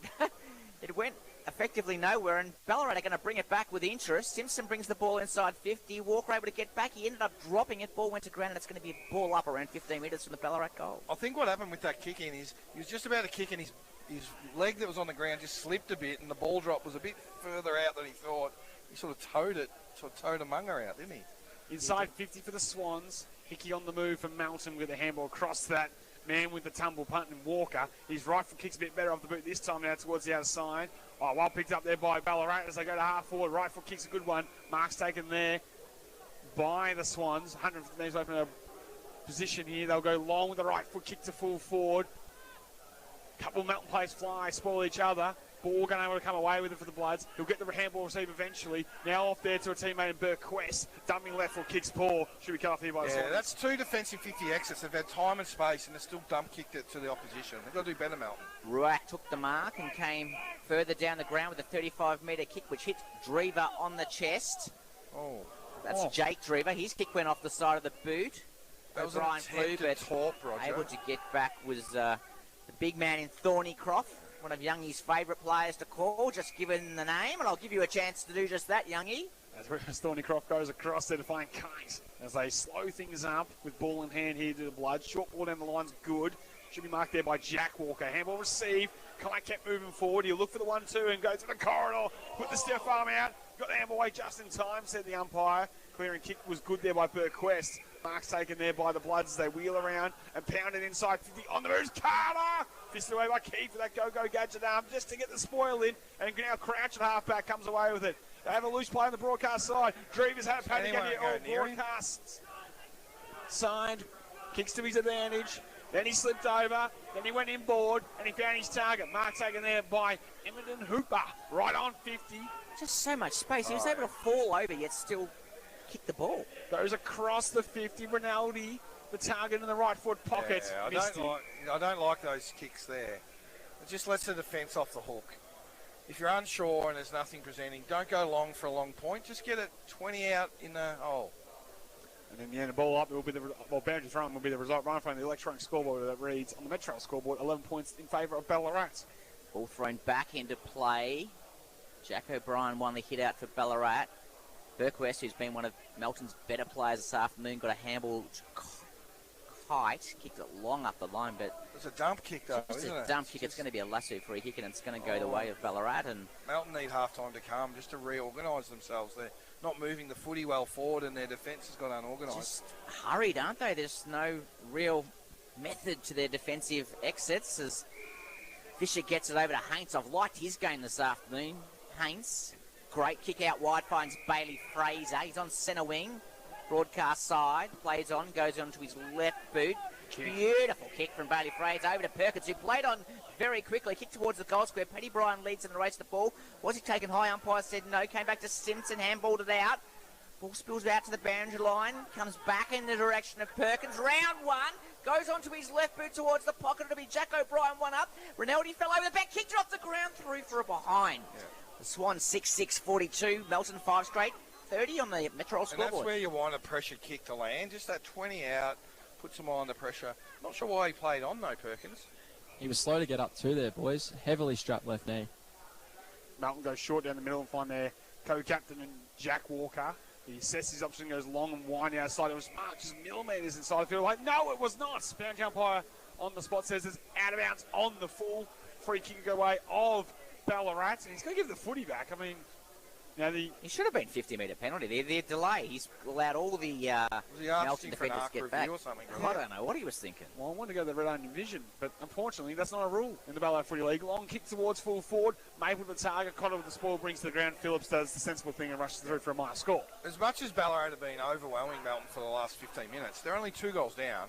They've just got to get to half time. So I'd like to see him just hold on to the footy a bit, do something to get to half time and reset. Just keep giving the footy back. So they play on from fullback with a handball in the end, but it allows them to get outside defensive 50, come up the line in towards Sullivan, overran the footy. Ballarat with numbers again. Fraser over to Haints. I'd like to see his numbers. Handball was smothered by Lockie Walker. Strong bump late on Simpson. Umpire said play on. Comes back to Perkins, who's been proficient this afternoon. No right foot though for Perkins, does he? Quinlan met heavily. Head was ducked. So Melton player down behind play. Scoble now, taken high. Umpire said no.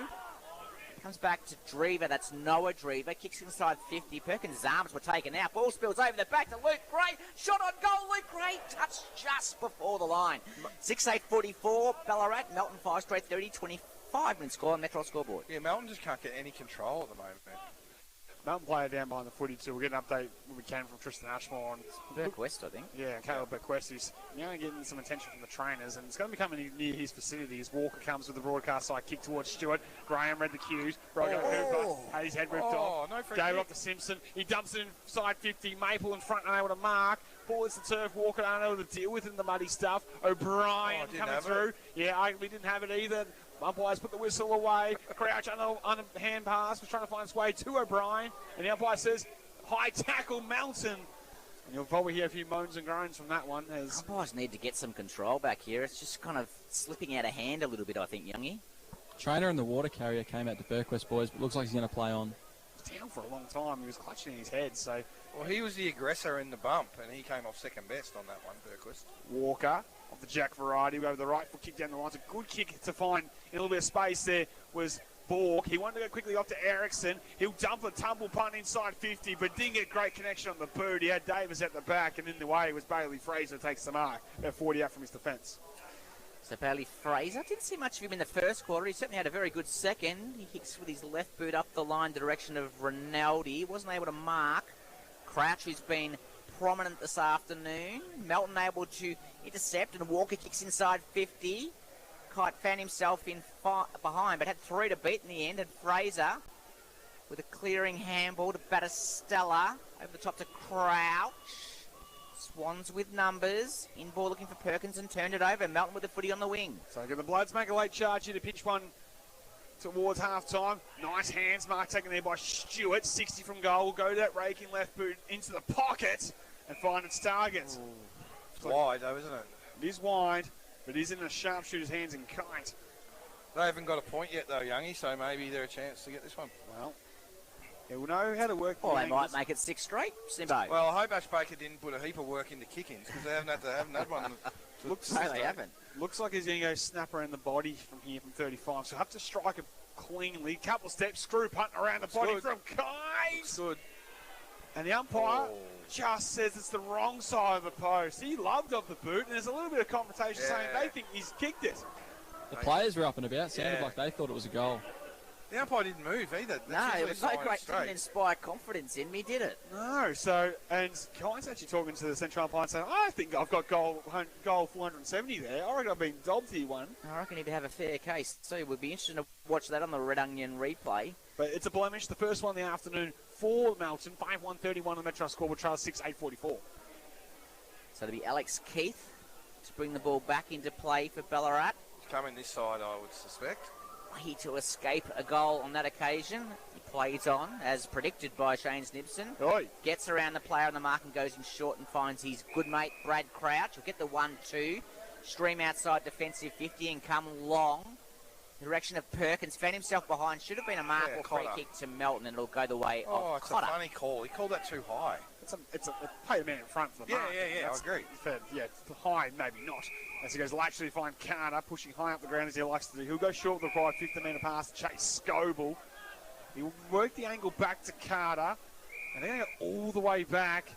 Kicks in the Walker direction as they look to access the outer side of the ground with a switch. Then Phillips to the sides. He'll step through the whoopie tackle and go long and high. Sets the task for Jack Walker from the side. That's a mark. Got his spoil and almost his mark. Tackle by there by Richard and by the Swans, and centre wing on the outside from us. And Melton worked all the way around the back to gain no territory, Shane Simpson. Yeah, I'm okay that it didn't quite work, but the fact they just made Ballarat defend for a bit and man up. The and dumping kick, yeah, it was method. The method was, they've got to get a bit of control back. That's correct. That's the word that they needed to find was control.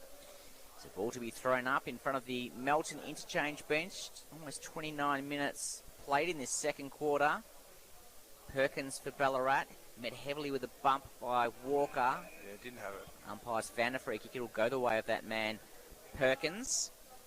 He'll look to play on quickly. He's right in front of his own Ballarat coach's box. He goes on the left boot in the direction of Paddy O'Brien. Couldn't mark. Ball spilled to ground. Strong tackle laid. Probably not prior opportunity there, the umpire said. Quick kick out of the pack by Ballarat towards the goal square. Foot raises on.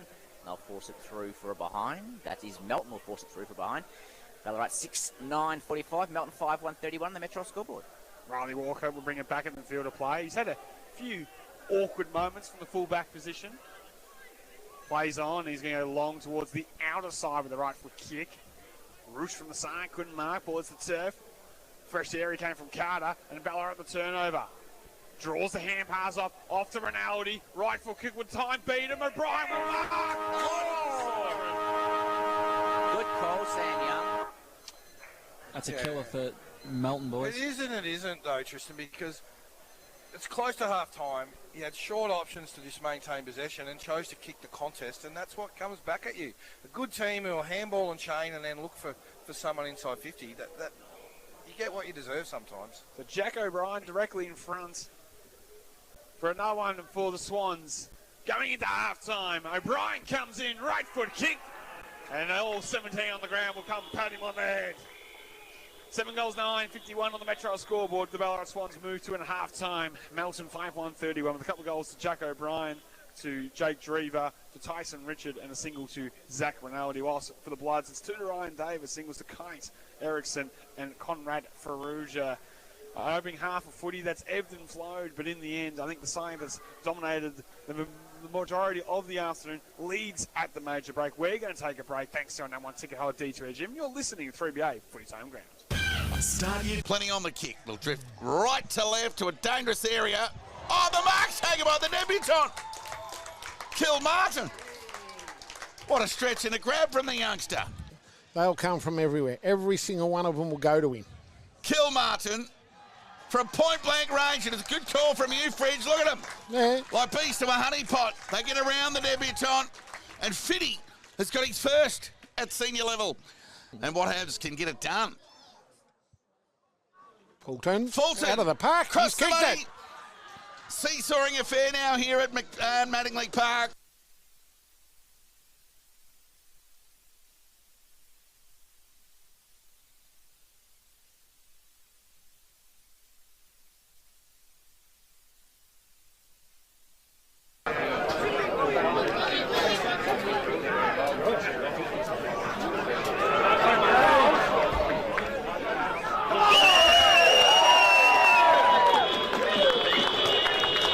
Will take the mark.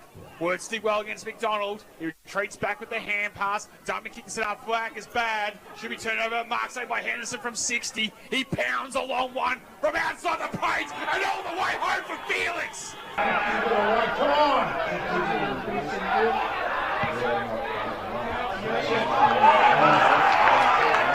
Get him, boys.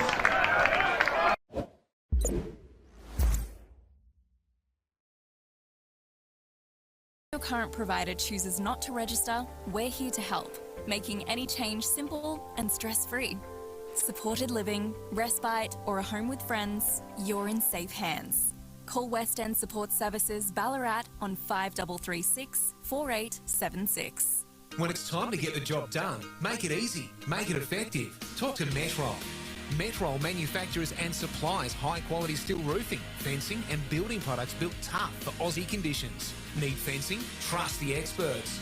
Choose from a huge range of BlueScope colour bond panels, profiles and colours. Proudly local and with better service, better advice, better building solutions, you're in good hands. Metrol Ballarat, 20 Wiltshire Lane, Delacombe. Struggling to get a decent night's sleep? Get comfy with Bedshed Ballarat's Big Brand Sale. Save up to half price on a range of big brand mattresses including Tempur, Sealy and Sleepmaker. Whatever the comfort and support you need, you'll find it at up to half the price. Plus, transform your bedroom with big savings across a range of furniture. T's and C's apply. Visit the Bedshed showroom on Howard Street, Wendouree today. Bedshed Ballarat. No one's better in the bedroom. See the stars of tomorrow shine at the Royal South Street Society, Ballarat, Stedford. On now through October at Ballarat's finest venues. Watch pianoforte, vocal and aria performances at the Ballarat Mechanics Institute, alongside debating, speech, drama, dance and of course calisthenics. And don't miss the 2026 Count Pro Showcase, proudly supported by 3BA, returning to Her Majesty's Theatre later this year. Visit royalsouthstreet.com.au.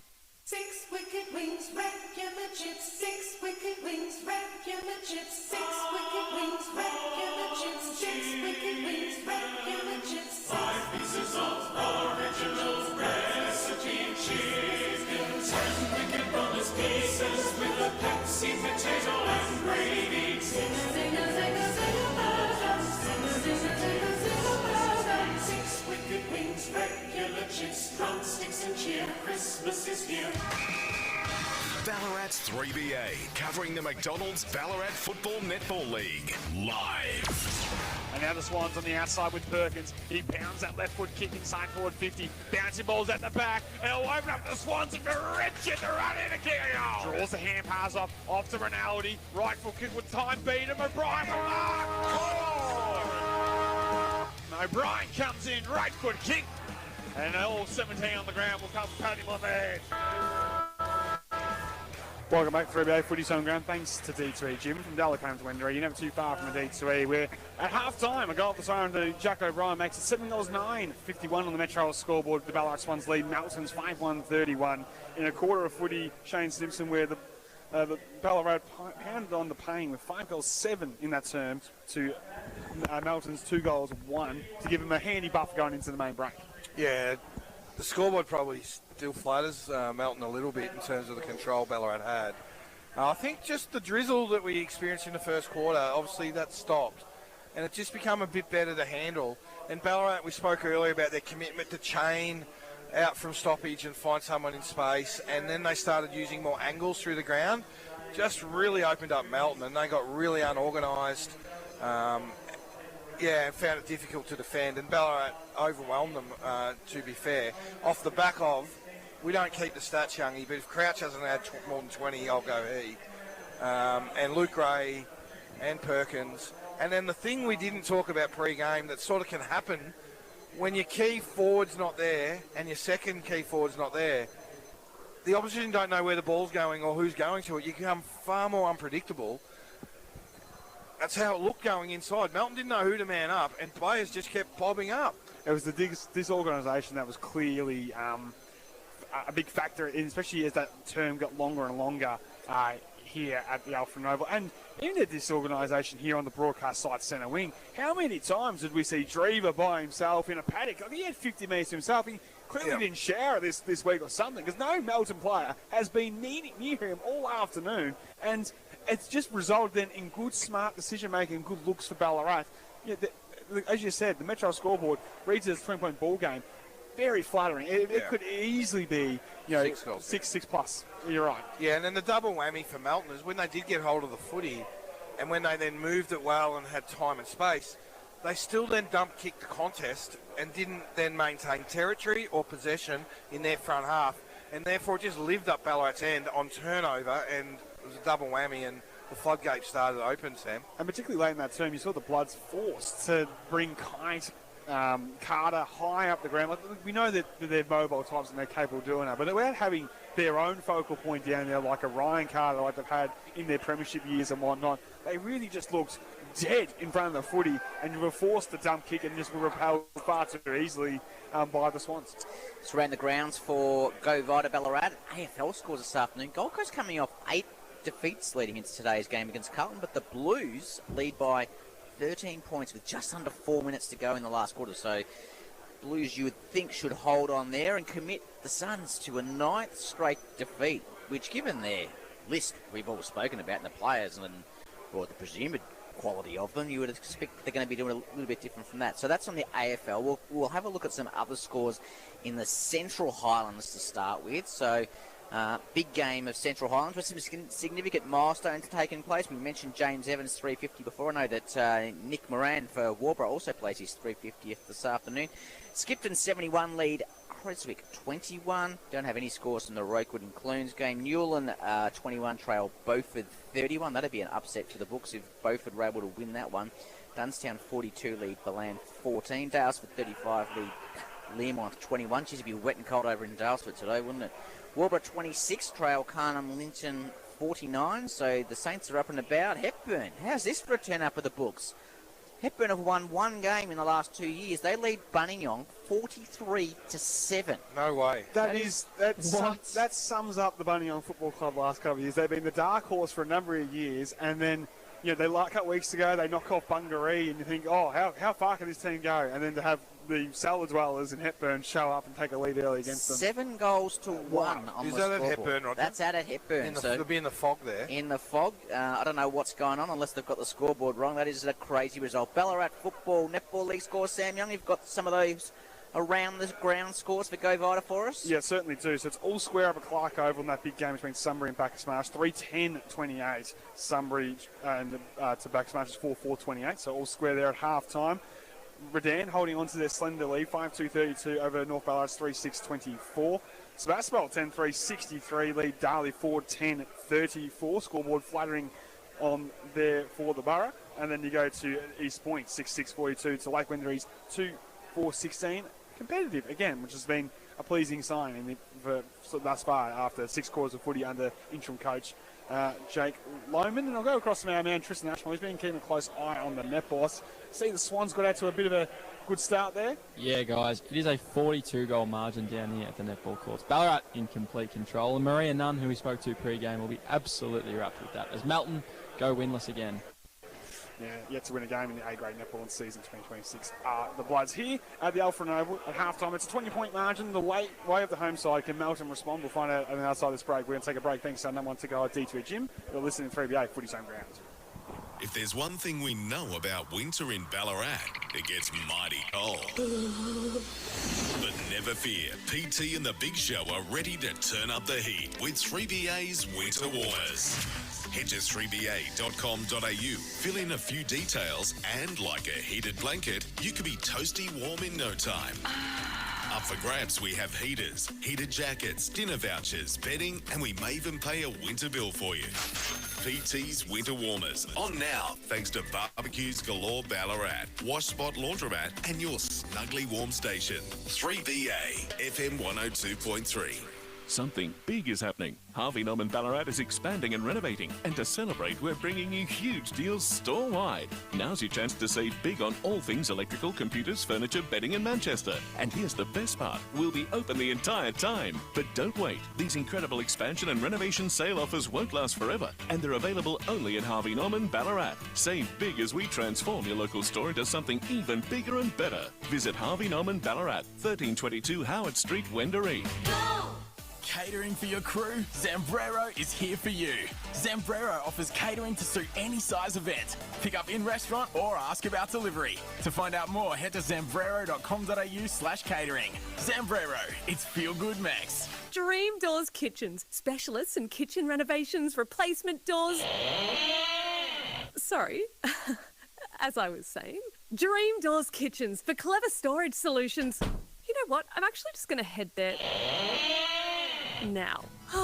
The difference a kitchen upgrade can make. Smooth drawers, quiet cupboards, beautiful finishes, all without the price tag and hassle of a full renovation. Dream Doors Kitchens. Don't replace it, reface it. Visit dreamdoorskitchens.com.au. I'm Georgia Love. And I'm Sammy Peterson. I'm a journalist. And I am not.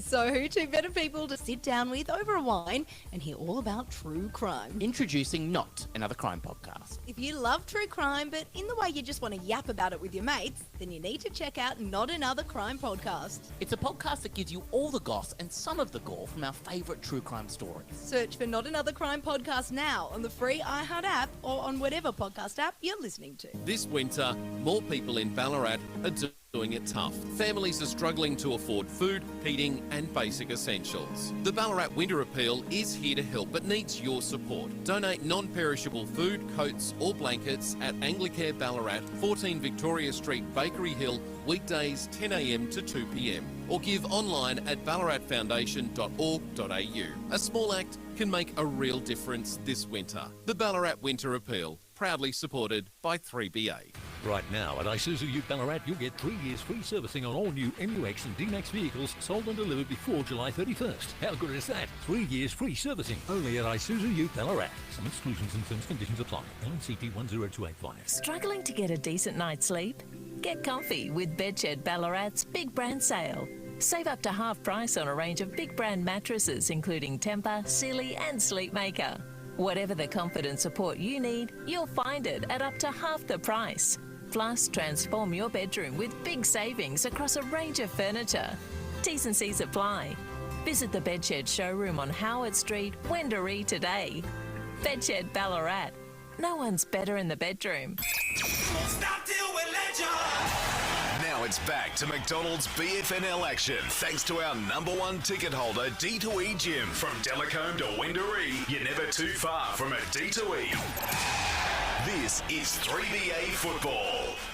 Welcome back to 3BA Footy Zone Ground. Thanks to D2E Gym. From Delacombe to Wendouree, you're never too far from a D2E, where the Metro scoreboard at halftime reads the Ballarat Swans 7 goals 9, 51 to Melton's 5-1-31 here as the umpires made their way on the ground. Both sides taking their time to get their final messages into their groups. And I'm interested in your thoughts, Shane Simpson, if you're Troy Scoble here, staring down at a 20-point margin at the major break.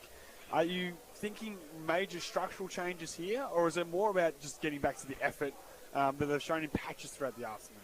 I think you've got to do a bit of both. Without effort, doesn't matter what happens, and they've got to have belief. They've been here a few times this year, and I go back to the North Ballarat game earlier in the season where they were up at quarter time and then lost by 70 points. It's just got that feeling about it. So I feel like if they don't come to play and put effort in, and particularly at contest, then it doesn't matter what changes Scoble makes. The changes I would make, though, is Borg hasn't been in the game at all. So I'll be moving him off the wing, maybe to half back, get him involved. The other thing they need to do is deal with clearance a bit better. They either need to have a midfielder just sitting off to meet that guy, the target guy coming through, or they've got to bring a forward up, or they've got to bring their winger in tighter, but they have to do something to get stoppage, and they have to curb Crouch, because he's the source of that 5 or 6 handball chain. And the conversation I'd have with the team is they will handball, and they'll give you every chance if you bring pressure to get it off them.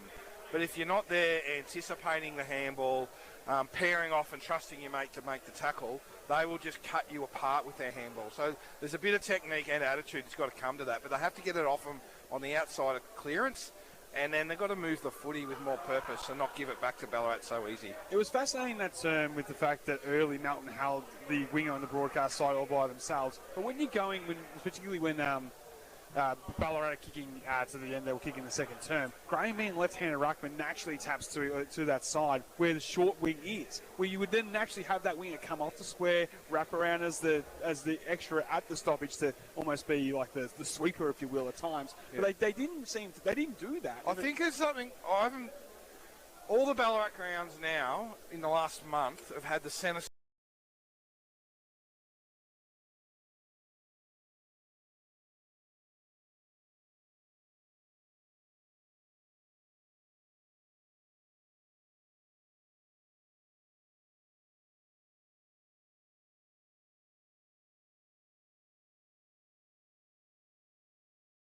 wing. It didn't happen once, so there's no point being there. Exactly, and a number of times, on the rare occasion they actually got their hands on it, it's not like they looked out to the broadcast side to use that with his player. It wasn't like, it was just in no man's land was that winger on this broadcast side centre wing. So that's an immediate thing, is to rectify.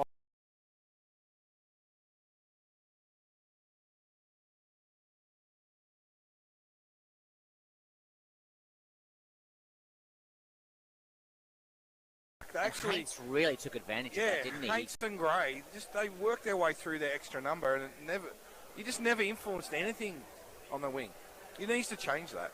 Certainly needs to make a structural change there, as both sides are making their way out from the halftime address. Might cross down Manchester Nationals, but keeping an eye on the benches, and it looks like maybe seeing Batista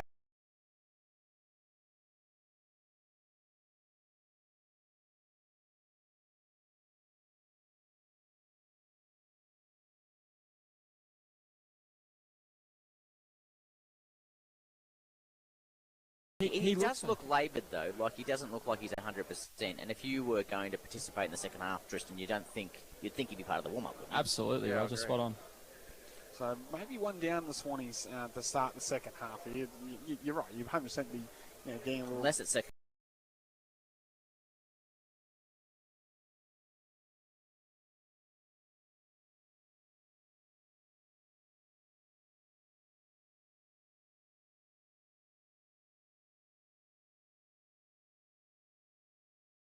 Down that he's felt something potentially go in that halftime break. Just one of the things I've observed today, it's a dual gate game, which is one of the great features of the Ballarat Footy League. Absolutely. And if we just look out now from our commentary box, you can just see a whole lot of junior Ballarat players having a kick on the ground, watching the senior players come out. Just such a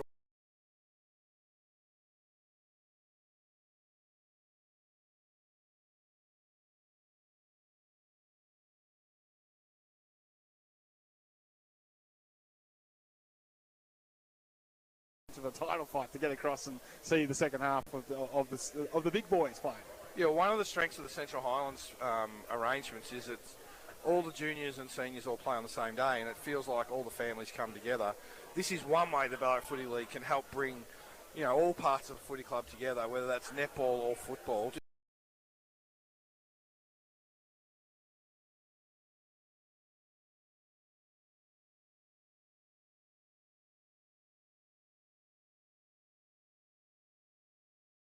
Your program, so the way the spectrum is disjointed, being a part of the Riddle District Football League obviously plays in a completely different competition to the Ballarat Footy League, and then that transition to the senior team as well. It's like it's the polar opposite, I guess, of that dynamic.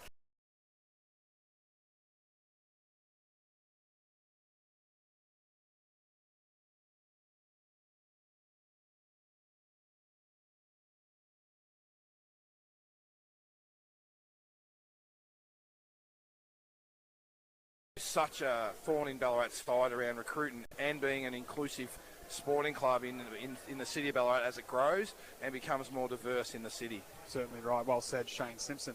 As players are moving into their positions from the halftime break, I feel, Roger Legrand, that Melton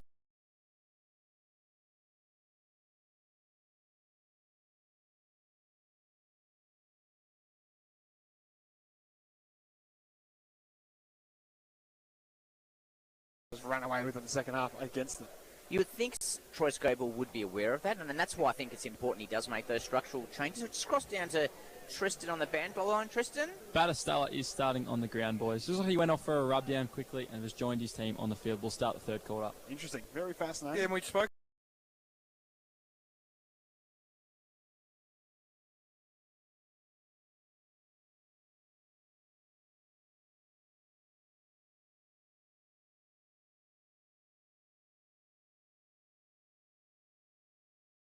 And he's used his role.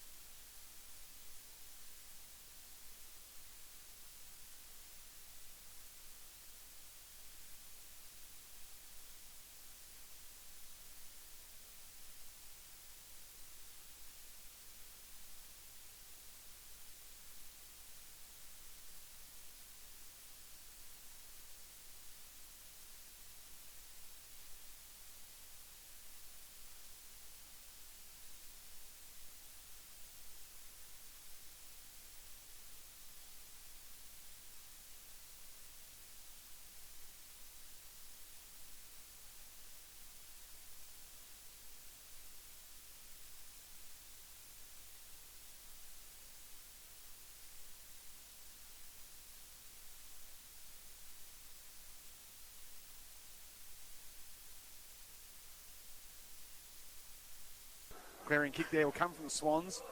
Ball live on centre wing, will be tough to deal with. Walker in front, did well for Melton. Hand pass was adventurous forward, trying to find a teammate. Ballarat tried to come over with his chain of hand passes to Quinlan. And in the end, the ball's gone out. We'll get a boundary throw on centre wing, virtually also from our broadcast position. Going to be a very difficult job for you, Shane Snimpson, picking the Sporting Globe Player of the Day. I dare say Graham will be in the mix. This ball comes back into play. It's a shallow throw and allowed Stewart to get a very rare hit out for Melton. Ball went to ground. Crouch, who's been in everything, another contender for that Sporting Globe Player of the Day, goes in. He's appealing for a free kick. Umpire says no. We will throw the ball back in. 7 minutes gone in the third quarter. 26-point margin to Ballarat.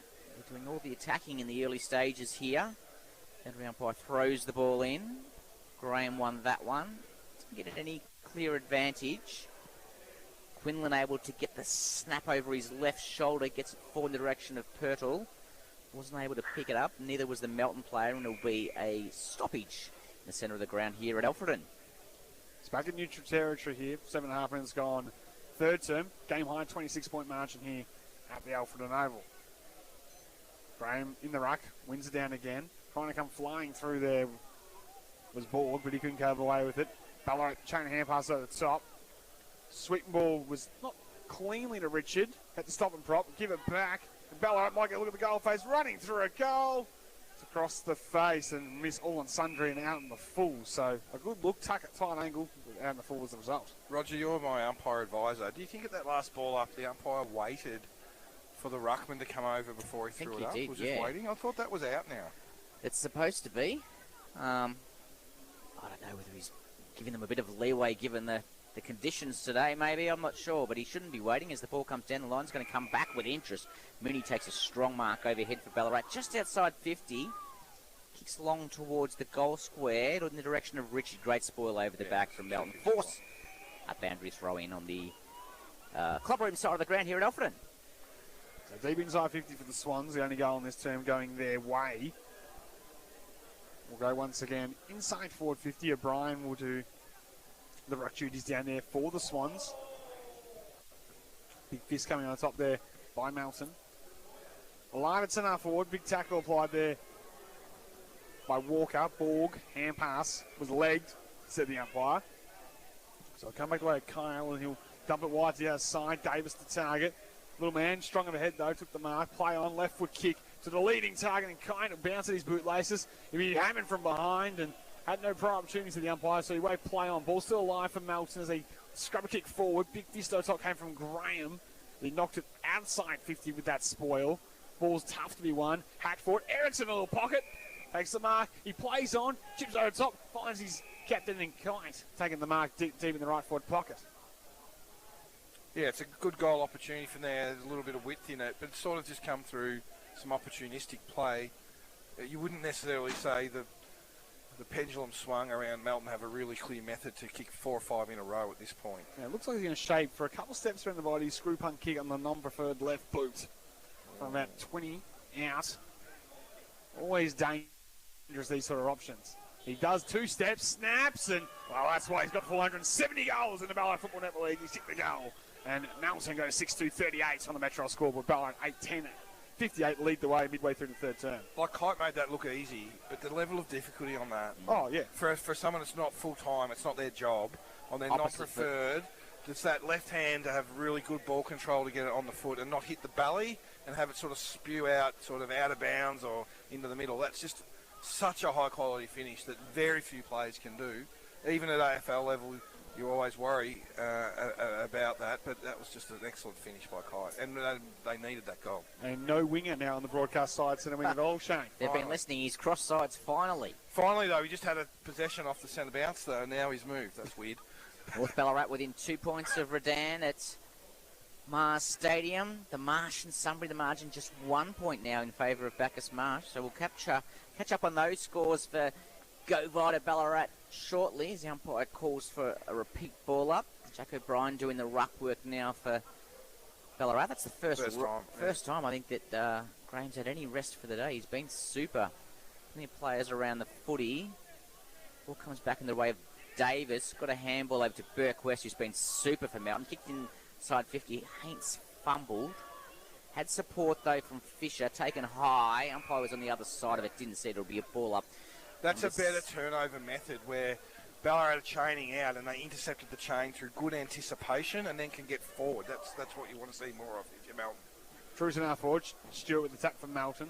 Ball spills out to the outside for Ballarat. Hackett to take it in front. Was playing as Richard will take the mark. As O'Brien of the Paddy Variety further afield decides to go longer. Looking for the tallest man on the field, and Graham in front. And I'll take the mark, gets down low, gets the handball off to O'Brien on his hands and knees. Umpire comes across and says, holding the ball.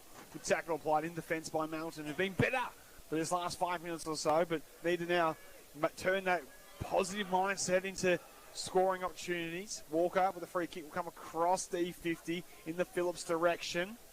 Has to stop and prop. Retreat back to Walker, the man that kicks to full back. Right foot kick around the body from Melton to clear D50's paw. It's off hands and out of bounds it will go. And we'll get our ball in the half-back line. I know that didn't quite work, but I want to see more of that. Yeah. Because just kicking down the line hasn't worked, and you've got to keep moving and changing angles and make Ballarat work to get it back off you. I don't mind it. I want to see more of it. And when you're trailing by 20 points on a wet day, you need to be adventurous, don't you? You've got to have courage. Yep. Boundary umpire throws the ball back into play. Spills over the back. Paddy Simpson for Ballarat knocked it on. Came back in the hands of Rinaldi. Got a handball unselfishly to Quinlan. Quinlan from 25 metres out. Very gettable chance. Goes to the left-hand side. He'll be kicking himself for that one. Yeah, it's really good play.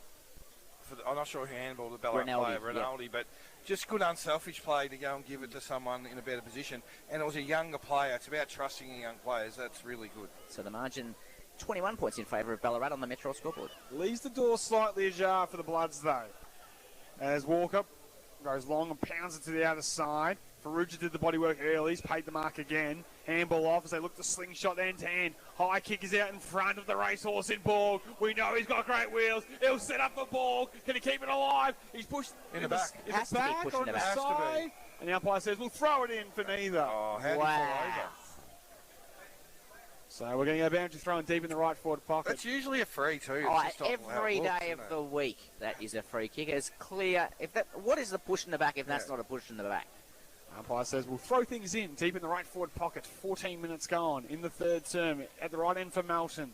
Ferrugia doing the ruck work against O'Brien. O'Brien wins it down for Ballarat. And another stoppage inside 50 is the result. Ferrugia's having a good game today. He's the times Melton have looked dangerous or got goals, he's had a hand in it somewhere along the way more often than not. So ball up around 35 metres from the goal. Melton won the hit out. Oh, that's deliberate almost. Little tap towards the boundary, but I don't think you're going to get deliberate from these guys, Snippo. Although, there was no pressure. Letter of the law, it was 4 or 5 insufficient intent. You're exactly right. Would have been paid. It would have upset the Ballarat crowd, I'm sure, but it would have. Ferrugia up against Jack O'Brien for Ballarat. Ferrugia again uses his body. Play on the umpire called. His kick was partly smothered. Ball went to ground and another insufficient intent, although the boundary umpire is blown out of bounds just as the Melton player kicked. It'll be a throw-in around 20 metres from the goal. So a few nervy moments deep in defence here for the Swans. It looks like the drizzle's set back in. What's the ground feeling like, Tristan, at the moment? Yeah, it's not nice down here, boys. Expect the conditions to get worse. Ball in, shallow ball. Ferrugia on the move, and the ruck knocks it down. Ballarat numbers around the back of the contest, and Fisher. Umpire says it's a throw. Oh, that's a big call in the moment. The game alive if they get one here, doesn't it? Well and truly. So we're going to exit through Fisher. The ball was thrown to him, and the umpire hot in the whistle says incorrect disposal, throwing the ball, free kick Melton. And again, it's that man. No, it's not going to be. I thought Ferrugia was going to be the recipient of the free kick. Umpire's changed his mind, but he just kind of influences things, doesn't he, Ferrugia? Yeah. So I think it's Archie Greenshield's the beneficiary of it. Tucked in the right forward pocket. Banana or drop punt here, Sam? Well, I reckon he's going to drop punt. That's what he shapes with. That's what he kicks, and he misses near side, minus score. Kite would have done a left foot screw punt there, wouldn't you think? Well, it's literally the same position as where Kite had I think it was Walker. Thank you. But still, went with the drop punt and went near side for a minus score. It's a missed opportunity as the Swans look to exit on the outer side with a quick kick out from the full-back position. And it's off hands and out of bounds. It will go. Metro scoreboard reads 8 goals, 11-59. Ballarat Swans, they lead Melton 6-3, 39. Full time at the netball, boys. Ballarat by 59 goals, 82-23. The Swannies get another win. Didn't win a game last season. That's number 6 by my calculation. The two draws in there as well. They'd be very happy with the performance of their netballers. Ball thrown back into play.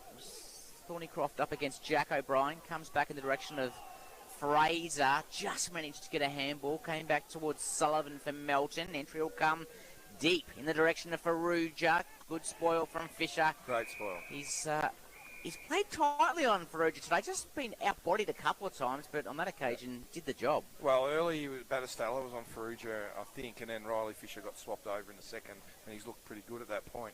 Good match-up there in the aerial Dukes. It's almost like Melton's form's improved when it's been wet and drizzly, and when it's drier, Ballarat have really taken control. Faruja doing the ruck work will win it down. Dreve will pick up inside defensive 50 and snap around the body. He'll come back with the interest, although Walker drops the mark. Stops and props and then just pounds a high ball inside 50 to full forward. Big pack of players. Voids the turf. Cleared by Battistella. It gets out D50 but marked by the Bloods. They're getting that re-entry work really well at the moment because Ballarat are dump kicking and then just set up the extra number around the arc and they're looking all right at the moment. So Burquest pounds a high footy really long and really high.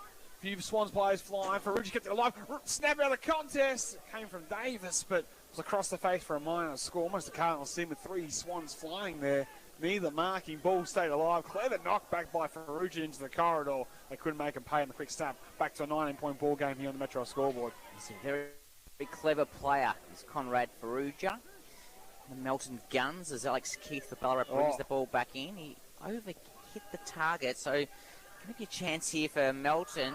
Davis tried to do too much with the fend. See, did he have Pryor? I don't know. The Pryor will be the fend, I would imagine. Right, so, in the circumstances, probably fair enough. Free kick comes back to Fisher. Finds a teammate now. I think it's Crouch out there. The rain's coming down quite steadily. No, it's Rinaldi, actually. Rinaldi goes down the line, finds a teammate almost in front of the Melton coach's box. Ballarat streaming numbers forward. Kicks come back, finds Bailey Fraser. Melton have to pair off and just get Ballarat to kick the contest here. And that's what they're going to have to do. So Fraser comes down the line towards 50. Early contact on Jack O'Brien. Walker goes in for Melton. Handball comes out the back. Just handballs into packs and Melton under a bit of pressure now. Erickson goes in. Batty goes in. He picks it up. Handball come over the back and Melton are out. Long kick towards half forward. Ballarat have the numbers back. Strong mark taken there by Riley Fisher, who's been very good this afternoon. Yeah, just roamed by himself across half back there. Was able to take the mark as Melton looked threatening to go forward. And looked threatening for the last 5 or so minutes, but haven't been able to capitalise on the score sheet. Comes across to Battistella. Right for kick on the outside's good. Mark taken by Fraser as the Swans show some control here as we approach time on in the third term. Yeah, Melton have to stop their marks, don't they, to try and keep it up their end.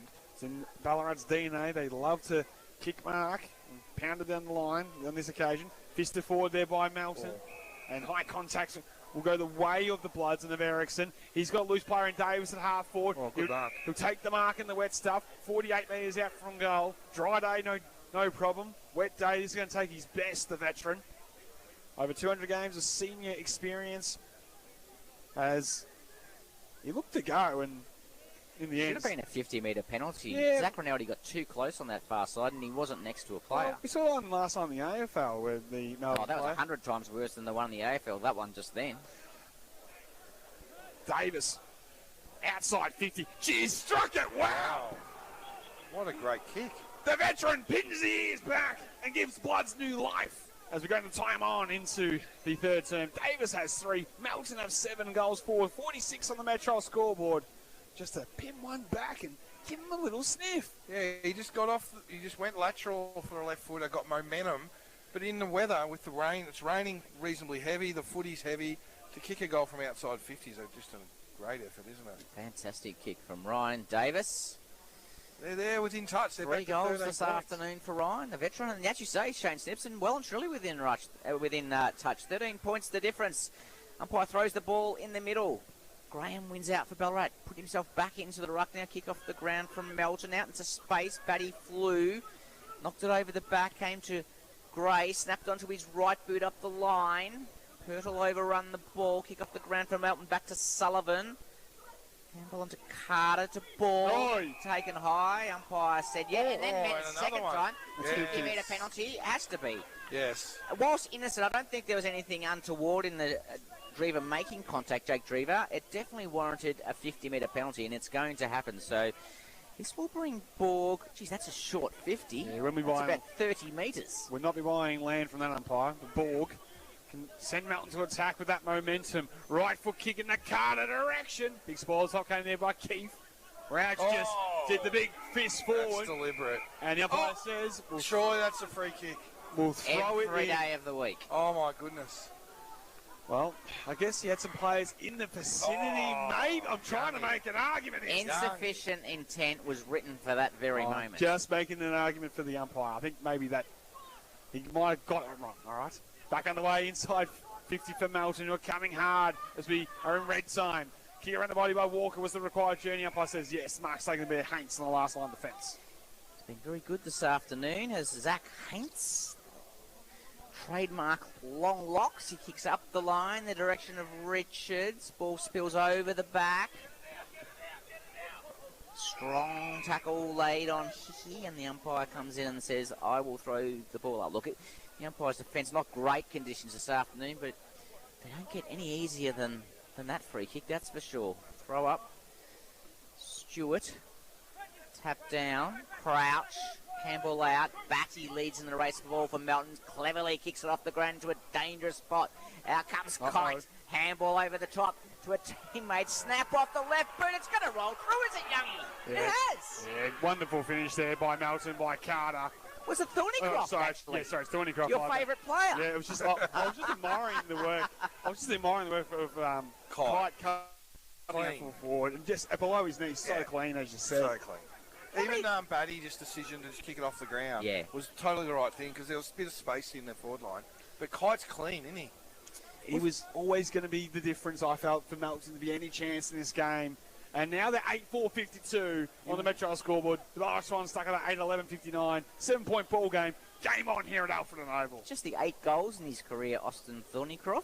He hasn't been around a long time, but not a renowned goal kicker. It was an amazing bit of footy from the Bloods. And suddenly, as you said, Sam Young, they're back in the contest. Simpson with a kick off the ground. Melton are going to win the clearance, though, again. Kicking a lot of ball off half-back. Graham overran a footy. Davis off the ground wasn't kicking in danger. Umpire said yes. Called advantage, and Ronaldo kicks inside 50. Ronaldo go inside 50 with that right foot kick. Leading the race is Richard. Got an unkind bounce, and in the end, touched it out of bounds. It goes. It's no coincidence that Melton, when it's rained, Melton have been good.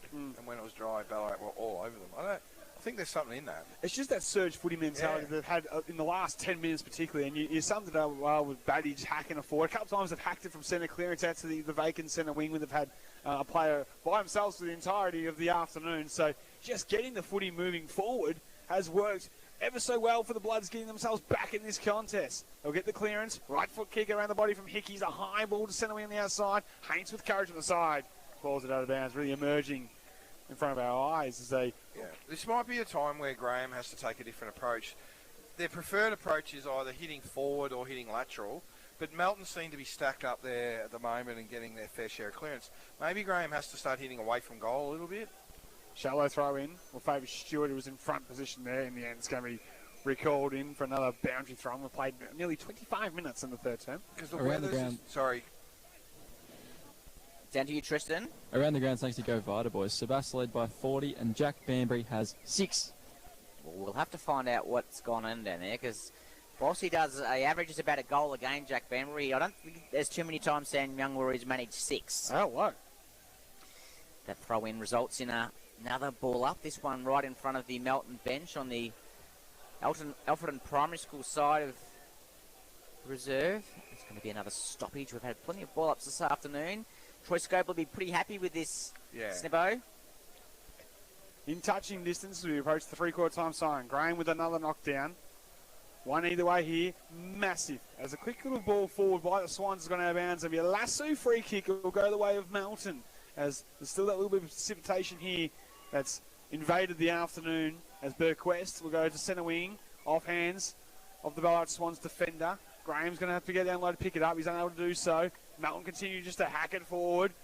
Opportunity for a big tackle there by Ericsson. Spun 360. Will throw it in. Really a case for the lights to be turned on, Yeah. Yanni, I think. Well, you got a red team in Ballarat, a maroon team in Melton, a red footy on a dark afternoon. So either a yellow ball or the lights on. Either way, I'd be happy.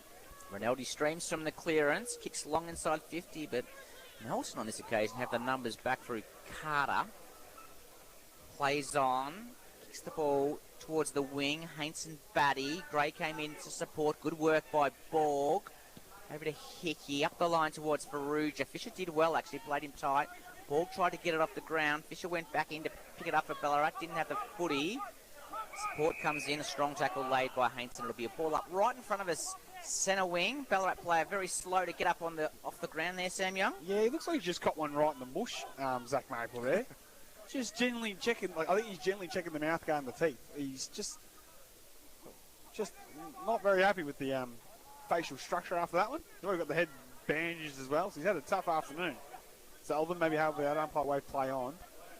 And in the end, another repeat stoppage the result as bottom of the pack, O'Brien sat on by Lockie Walker here on True Centre Wing broadcast side. Just an opportunity now for Melton to get some clearance because Graham's not rucking. Got to try to take that little advantage, and Stewart will get it with the knockdown. Just tap the forward. Gray held without a free kick every day of the week to Luke Gray on that occasion. So Gray will be the beneficiary. Defence side centre wing on the broadcast side. Slows things up, takes a breath. Then good again, and assesses his options. Long right foot kick towards half forward. Quite a good overhead, couldn't mark from Melton. Waiting down was Phillips. Right foot kick around the body back to centre wing. Gray and Borg in a one-on-one ball. It's the turf. Carter playing the role of Rover. Right foot kick in the corridors. Dangerous. Haynes left his man, got the spoil down. And now Perkins will come the other way. Spearing left foot pass. Maple able to gather. Melton clear with the rushed hand pass. Hacking off the deck was Walker. Only as far as O'Brien, though, was just in a little pocket of space. And he's paid the mark. Ruled out for that little mush. Yes.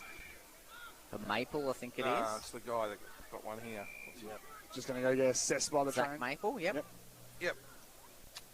Whether it's coming from the mouth or the nose, not sure, but it looked like mouth from my vantage point. So it'll be Jack O'Brien when Brad Crouch comes back on the ground to replace Zach Maple. He'll centre wing, he plays on, kicks long up a line, and just stay inside the boundary. Strong spoil there from the Melton defence and out of bounds. It's a poor kick though. Like, it's long, it's wide to the pocket. It's exactly what the Melton defence wants.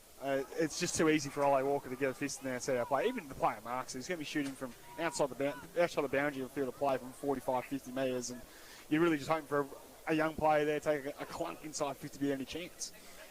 29 minutes gone in this third quarter. Maybe he was playing for time, Youngie. Maybe he wanted that stoppage to try and get the three-quarter siren, because Melton have been doing all the attacking in the latter half of this quarter. Ball comes back into play, spills over the back to Paddy Simpson, goes over his left boot. Getting back courageously and sliding into the goalpost was Riley Walker. He's managed to save the goal through from behind. Melton go to 8-5-53, Ballarat 8-11-59. Simpson's been very dangerous this afternoon in the clearance stakes. Short ball from Walker. Oh, Sullivan dropped one. Now he has a problem. Good enough to get away from the whoopie tackler. Pounds one long high in the line. Fisher, a good proactive position, couldn't gather. Carter on the fly coming through. Keefe will slide in. Left it behind though. Kite, quick hands. Off to a teammate there in Carter. Dumps the south ball. Half volley was Fraser. He missed it. And now an opportunity here for Melton inside. Thornycroft. He didn't know if he could go left or right. He kind of went neither. And in the end, Carter goes off the deck. It was almost a Panenka kick by accident. That's hard to do because he tried to kick it on his left and missed it, and then his right foot actually kicked it accidentally. I don't think he watched much of the World Cup, did Austin Thornycroft. No, he did not. A valuable chance gone missing for the Bloods. That margin 7 points as Ballarat conscious this time in this game are playing a bit of kick to kick. Ball comes back to Noah Drever. Plays on out the clubroom side here at Alfred, comes up the line. Finds a teammate in Riley Fisher. His marks on defensive 50. So the Swans, they know the state of the game. They know the other half of this quarter has been all Meltons playing for the siren. Kick comes down the direction of Gray. Did that make contact with Phillips? No. Umpire said no, so we called play on.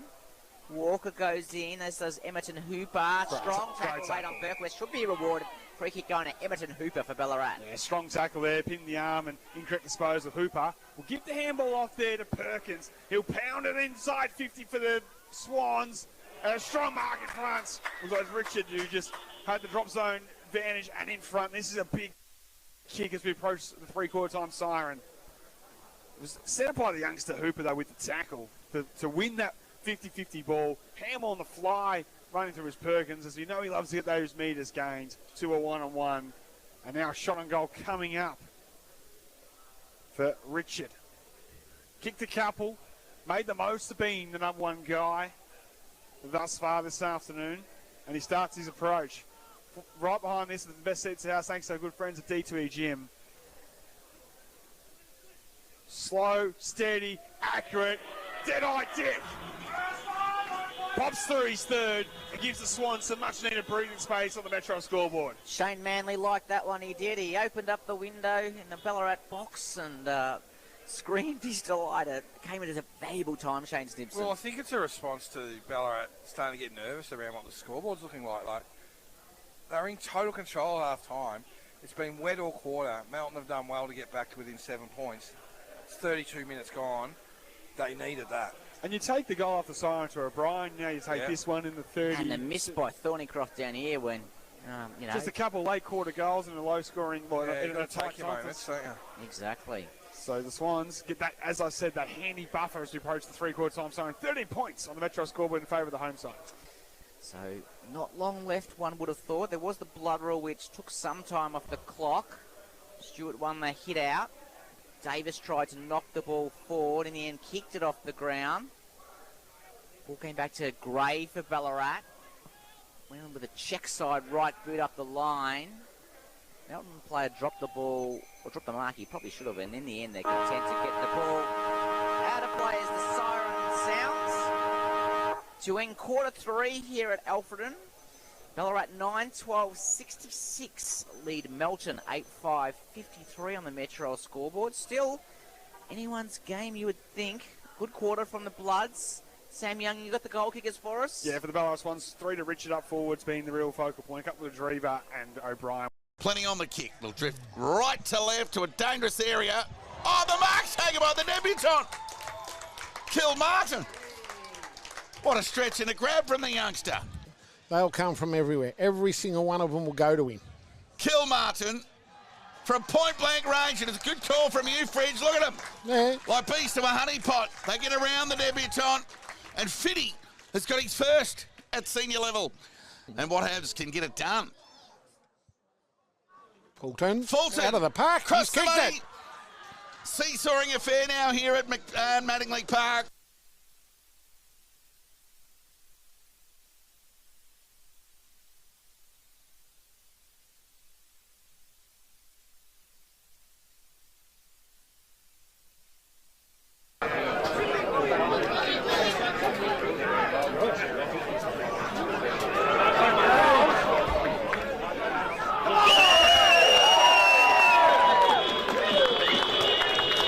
Will take the mark.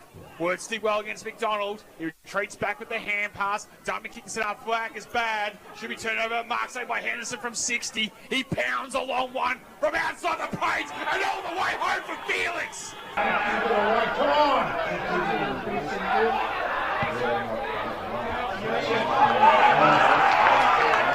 Get it, boys.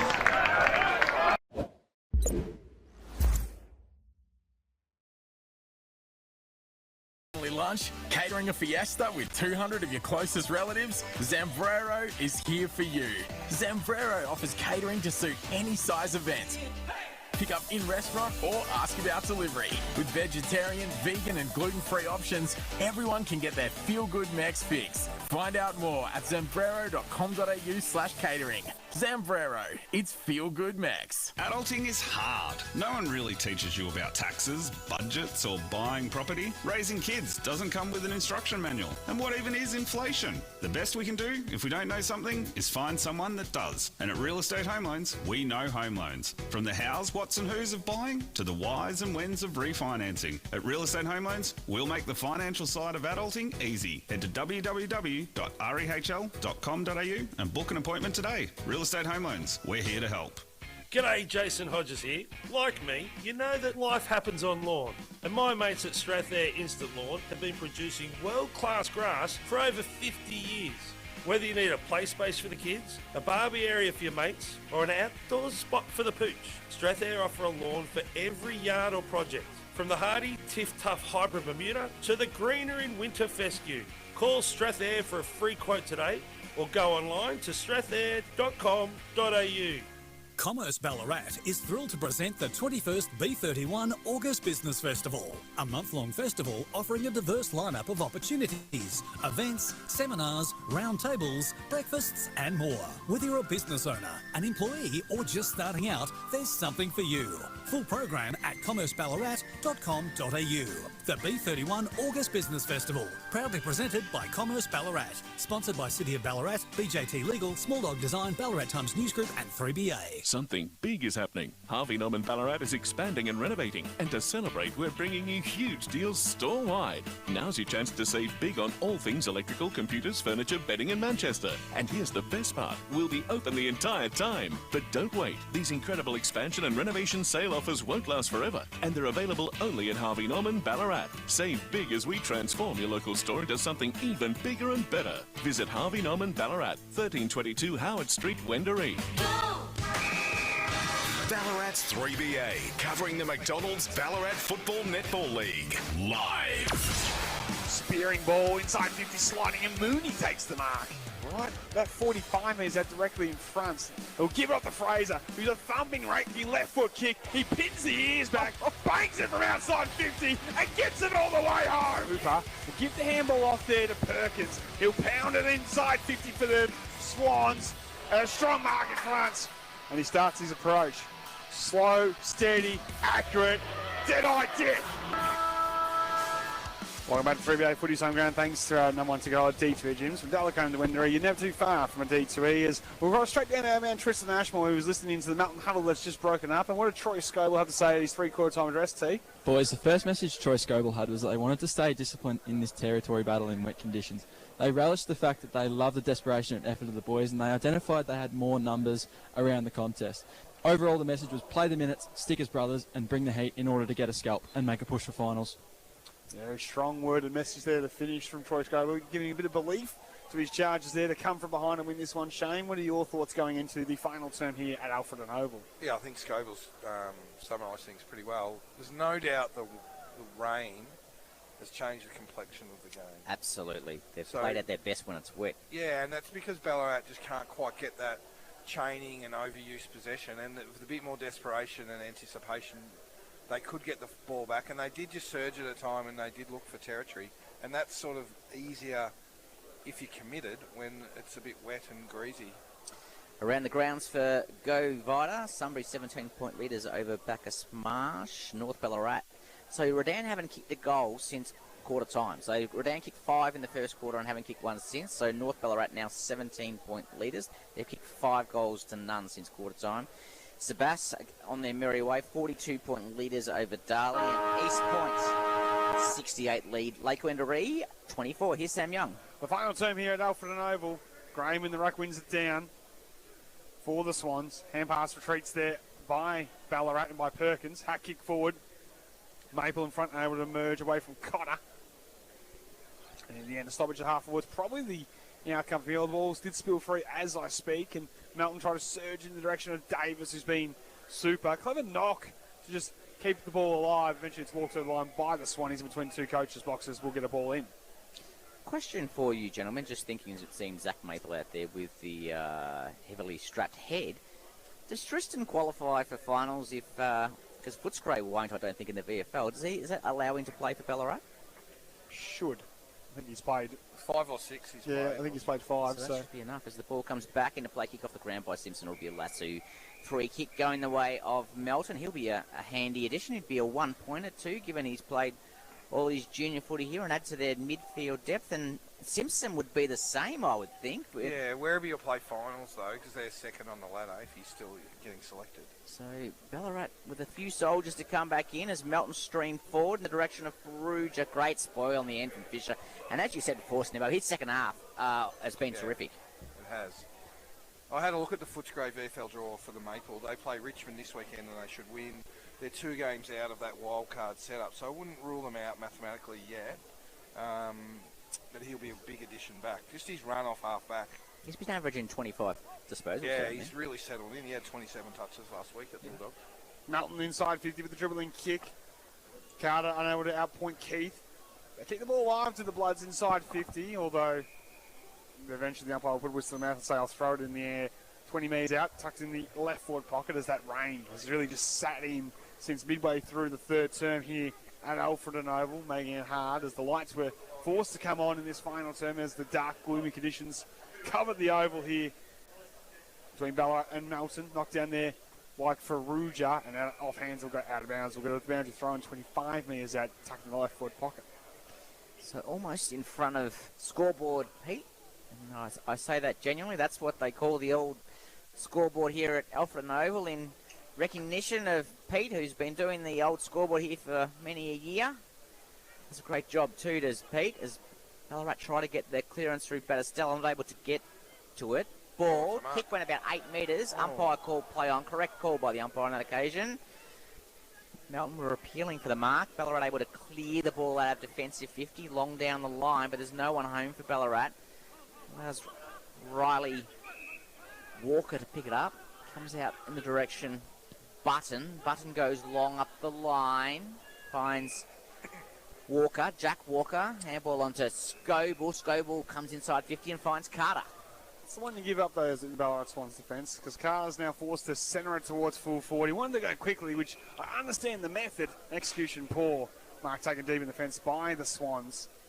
Jack O'Brien, I think it is. Yep, deep in the deepest heart of the defence. He'll waltz his way out of defence, pound a long footy out towards the outer side. Richard the target, and in the end he sent it further afield and out in the full. And opportunity for Melton to repel. First goal this final term, massive. With the exception of the second quarter, Walker's played that goalkeeping role and done pretty well. And he's mopped up quite a few Ballarat entries there, just being the deepest defender for Melton in a bit of space. So it'll be a free kick when the ball eventually does return. It went out in the full by a fair way, actually, and ended up near one of the neighbouring fences. And Cooper Batty will be the recipient for Melton. He's going to take the kick right in front of the Melton bench. He plays on. He kicks long inside 50. Faruja, big fly. Spoil over the back came from Fisher. Ball went to ground. Not able to clear. Back in the direction it came. Richard found himself in a good position. Dropped perhaps what he could have taken. The ball spills out of play in front of the Melton box.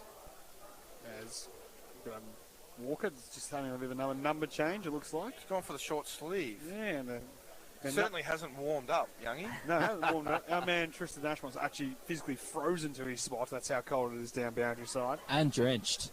As we'll go again on the outer side. Melton there to get the quick kick forward from Jack Walker to go to the quiet journey. Umpire said no. Haynes unable to intercept. Somehow got back in his direction off the ricochet. Dump kick forward was tough to deal with. Melton coming through. Button couldn't quite get the boots of ball. Umpire won't play on regardless. Davis, he went below the knees, sliding into the Swans player. Wow. And contact below the knees, I believe. No, he's going to say in danger. It could go either way. If you can picture at home, it's... The umpire signalled the wrong way again. Yeah. Well, the thing is, that free kick is literally either way. When we go back to the AFL years ago, that Lindsay Thomas, Gary Ryan situation. The Melton player. If it's gone in danger is the free kick. He had his legs taken out from under him. It could have gone either way. That's the thing. No, I'm not sure. I don't know. He had his legs flipped out. I'm just saying. Dangerously. Free kick goes to the Ballarat Swans. I'm going to look at that on the replay when I get home. Yeah, that's a good one to look at. There'll be a couple that you can look at this afternoon, I dare say. Free kick was the way the Swans, they were long down the line out of bounds. We'll get a ball in. Be thrown right in front of the Melton bench. No prizes this afternoon, just bennies, I would have thought, Tristan. Can we get a Lucas Poncho, Youngie? Oh, yeah. Add that to the list. This merchandise store is getting bigger than Ben Hur. Should be a free kick there to Lockham Walk. Umpire said no. Ball comes up the line. A bit of an arm wrestle there. Keith allowed Bailey Fraser to come through and handball it back to Luke Gray. He snapped over his right shoulder up the wing. Good spoil coming from Lachlan Walker, and it'll go out of play. In that same area of the ground where there seems so much of the footy seems to have been played. It's Shane not Simpson. windy, but or maybe the trees are moving a little bit. It must be heading over that way because we haven't had much play. No, it's been all in front of that Melton bench. Ball in, centre wing out of sight from our broadcast position as described. Fist forward there by Graham. Melton get numbers around the footy to get the clearance of the high ball down the line. Thornycroft unable to mark. Waiting down well there was Borg. Got boots the ball towards half forward. Boards the turf. Dangerous areas here as Melton stream at half forward. Opportunity for Carter. Gives it off to Davis. Tucked against the boundaries. Getting a couple of spectacular goals. This one's right to the top of the square. Ferrugia off the deck. Got it! Somehow got boots the ball to Conrad. Flew up in the middle of the pack. Brought it to the ground. Soggers the goal. And we're back to single digits here at the Alfredton Oval. Cheap goal, Shane Stimson. You don't like giving away those ones. You don't, but I'm not sure it was a cheap goal. There was a really good contest outside 50 that I think Thornycroft kept it in front. There was a good ground ball. Then there was another ground ball with a runner that was coming past for a quick handball. So, yes, in the end, it might have been Just cheap. a kick off the ground when all you need to do is knock it through. I agree with that, but there was a lot of good, in pretty poor and tough conditions, a lot of good touch. So suddenly we're back to within 7 points in favour of the Swans, 7 minutes into the last quarter, so there is still time on the Metro scoreboard. Thrown up in the air, and they're going to win the clearance again, and streaming through the middle of Melton. Kicks long towards Ferrugia. Spoil came over the back. Kite's got it. He's got round one, round two. They're within a point. Wow. The Bloods have their 10th. 10-5-65. Ballarat 9-12-66. Great play out of the middle. Davis, he's been super today, hasn't he? Yeah, I think he's been Melton's best and injected into the midfield in this final term. He was the man that pounded the full forward coming out of the stoppage. And then again, this from centre bounce. That's the first time Melton's looked threatening from centre bounce. That's their best centre bounce all day. And then Kite, again, so smart not to fly. Gets the crumbs, kicks his third for the afternoon. It's a 1 point ball game here at Alfredton Oval. Grandstand finish thanks to our No One Ticket ID to our gyms here live on 3BA's Footy's home grounds. We get the best game every week. I might be getting old, Youngie, but there's this old backman's rule that if he flies, you fly. If he stays down, you stay down. And we're going to wait for the footy to come back. The dual game has now finished, so they tricked that ball went miles over to the other ground. Kite, no net behind that end. The net's at the other end of the ground, and he sent it nearly for a goal on the other field. That's how far it's gone. He wanted the fresh footy, you see. Melton have got all the momentum. Down by points. Wow, she's on for young and old now for the next 20 minutes, isn't it? Big moments in this game. 9-12-66 Ballarat on the Metro scoreboard lead Melton 10-5-65. We're up and running with Graham with the knockdown. Hacked up the deck by Melton. It'll go to centre forward. Mark's taken by the Bloods and by Gray behind the footy. It's actually Emerson Hooper who's snuck behind there. He looks very similar to Gray. He's playing down back now after playing forward for all day. Emerson Hooper comes up the line. Will this be a last free kick? The umpire says no. It's going to be... Melton are trying to claim the free kick, and I reckon they've got every right to it because I don't think anyone touched it. Now the field umpire is going to come in and say something. So no. After all that kerfuffle, it's going to be a throw-in. Do you think they've lacked a bit of control today, Rog? I don't know about control's the right word. I just kind of think... And it's very easy to sit up here in the cheap seats and criticise. I just don't know about some of their decision-making. But, as I said, we're 150 metres away and they've got a lot better view than us. As the ball comes up the line, Keith gets a dinky little kick up the line direction of Crouch. Jack Walker will beat him to it, though. Strong tackle laid by Crouch will force the ball out of play. So, nearly 10 minutes gone the last quarter. That margin, 1 point. What I will say, Roger, is on these really heavy days where there's a lot of contested work, there's a lot of times an umpire's blindsided or can't quite see. Yes. And you would sort of prefer, which I think they've done, is to sort of under-officiate than over, and I think they've found that balance okay today. Non-officiating umpires picked a free kick out for a throw. As I said, under. Which goes against everything that it was probably obvious. Just said. It might have been obvious, so Yep. that's fine. Now, opportunity for Perkins to pound it inside 50 towards full forward. Big pack of players waiting down there was Maple. Couldn't quite wrap around to grab the footy out of bounds. It will go. 10 minutes gone, final term. Ballarat gets some desperate territory now deep inside forward 50. What you like to see on a day like this, Nibbo, is just, I always try to adopt the strategy, protect the head at all costs, and then try and let it go. So if you keep that as your, North Star, that's the way to go. So inside 50 here for the Swans. Drever doing the ruck work against O'Brien of the Swans. And the umpire's going to let this roll on for a bit and eventually say put whistle to the mouth and throw it in the air. So about 25, now 30 metres out from goal, I'd say. Who's going to step up here for either team just to take a moment, do something? Well, here's the snap from the Swans to the goal line. Crouch it was. There's that man Walker, though, just mopping up. Deepest defender.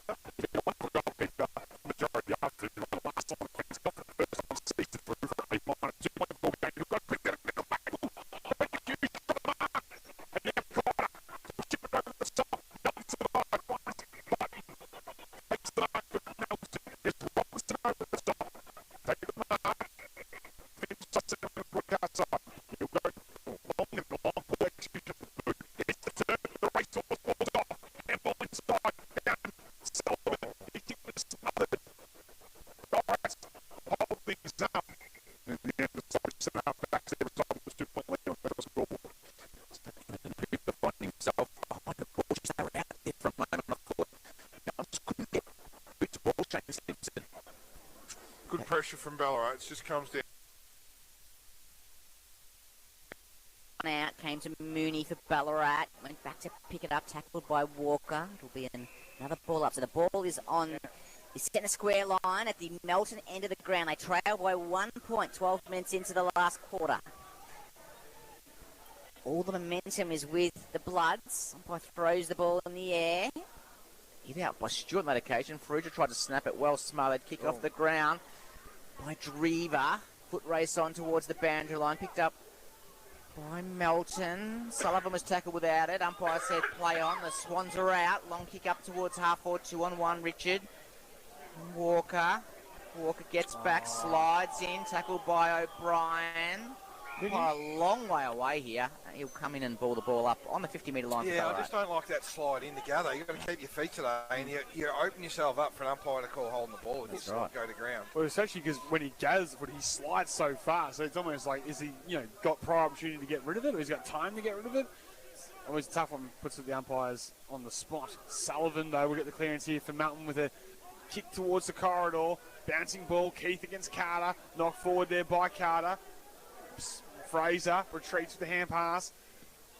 Dangerous kick out there by Fisher. Might work out, though, to Keith. He just picks it up and pounds an attempted barrel to half forward. Drever backing back, brought us to ground for Melton. Inside 50s, here's Richard for the Swan. Big tackle. Got it away just in time. Melton with numbers will clear. Kick around the body. Should be cut off. Mark taken there by Noah Drever. Noah Drever with the ball in hand. Got a hit-up target in Perkins. Plays on. Just inside 50 on the left boot. Fraser Perkins misses to the right-hand side. Margin back to 3 points in favour of Ballarat. 9-14-68. Melton 10-5-65. Metro scoreboard. How brave are Melton? Still plenty of time. 14 minutes gone. They trail by 3 points.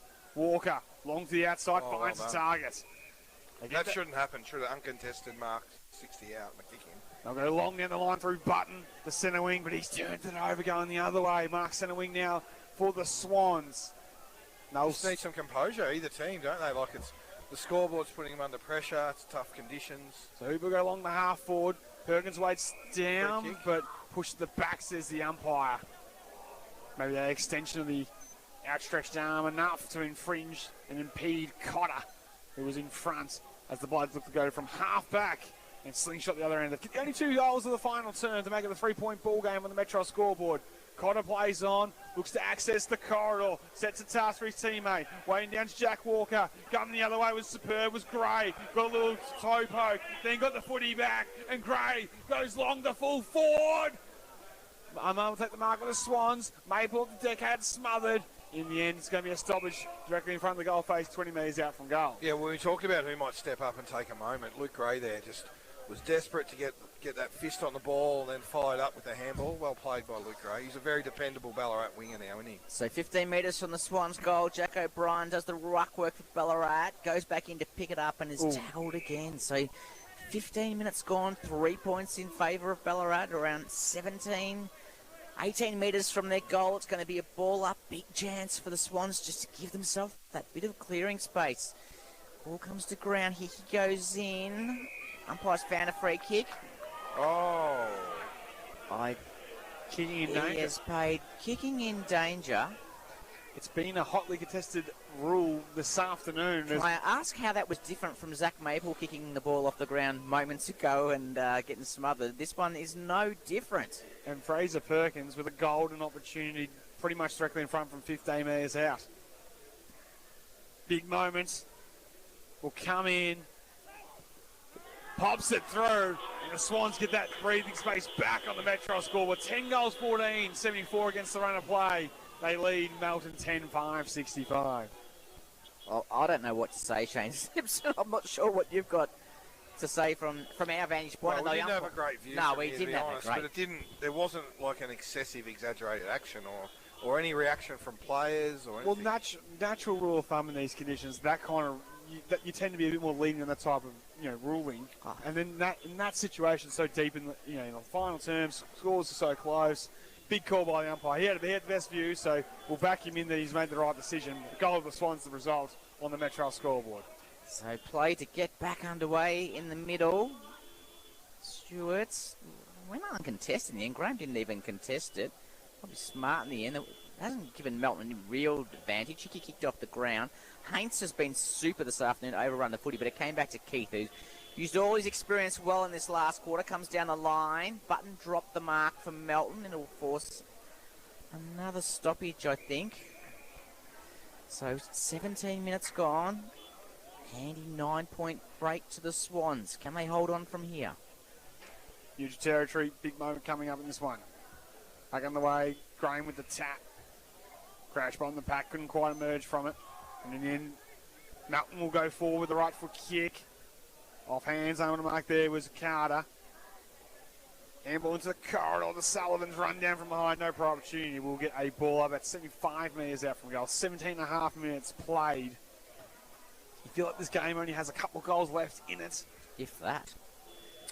So that 9-point lead, just hanging on by a nice edge, but in favour of the home side. Stewart tried to take out the ruck, couldn't gather. Appeals for a throw. Free kick, the result. It's going to go the way of Melton from that contest. Walker, the beneficiary. He plays on. He goes with the right foot kick towards full forward for Melton. Big spoil from Haynes in front. Ballarat desperate to see it towards the boundary line. They'll get a stoppage instead at the 18-minute mark. We'll get a ball in. Just with Keith being occupied on Carter, Haynes has played a really important role. Great. Just to be there, getting involved as a +1. He'll be a contender for the Sporting Globe Player of the Day, I'd imagine, Shane Snipson, as the ball's certainly a contender. Thrown back in. So Ballarat just forcing numbers towards each stoppage now, trying to slow play down. They know they're 9 points up. They know it's 18.5 minutes into the last quarter. They just want to slow things down and win territory. It's deep in Melton territory at the moment as the boundary umpire throws the ball back into play. Went over the ruckman head, which allowed Borg to come through. Goes onto his right boot. Clever little kick. Carter overran it. Keith got back, just tapped it in front of himself. Went back in and picked it up and got a nice little kick. Phillips went in for Melton, as did Jack O'Brien for Ballarat. Sliding up the ground, Phillips gave it back to Burke West. Kicked up the line, a mark taken by the Bloods, by Walker. The captain plays on the outside. The booty goes inside 50. Poor entry. Marks taken by Drever. Yeah, just didn't quite get the connection he was looking for, did he, on that kick? Looks a heavy ball down there. Certainly right, Tristan. As Drever comes broadcast side. O'Brien slipped through his grass. Towards the boundary line it goes, and it's seen over. And there was just a couple little moments for Melton. We have the stoppage initially. Carter had Keith done from the ball up, and the kick was at his bootlaces, and that one inside 50 kick from Walker was poor. So a couple of executions with that heavy ball, as Tristan Ashmore pointed out, not going the way of Melton to get back in it. Spills over both ruckmen. Batty tried to go off the deck. Hooper dived in. Haynes again, tough. Well, boots the ball, will slide on, and we'll go out of bounds, and we'll get a lasso free kick. It'll go the way of Robertson, the way of Melton. He'll retreat initially from the Bloods. Get it to Walker, who's had plenty of it. His rifle kick's going to be pinpoint down the line. Thornycroft takes the mark on his chest.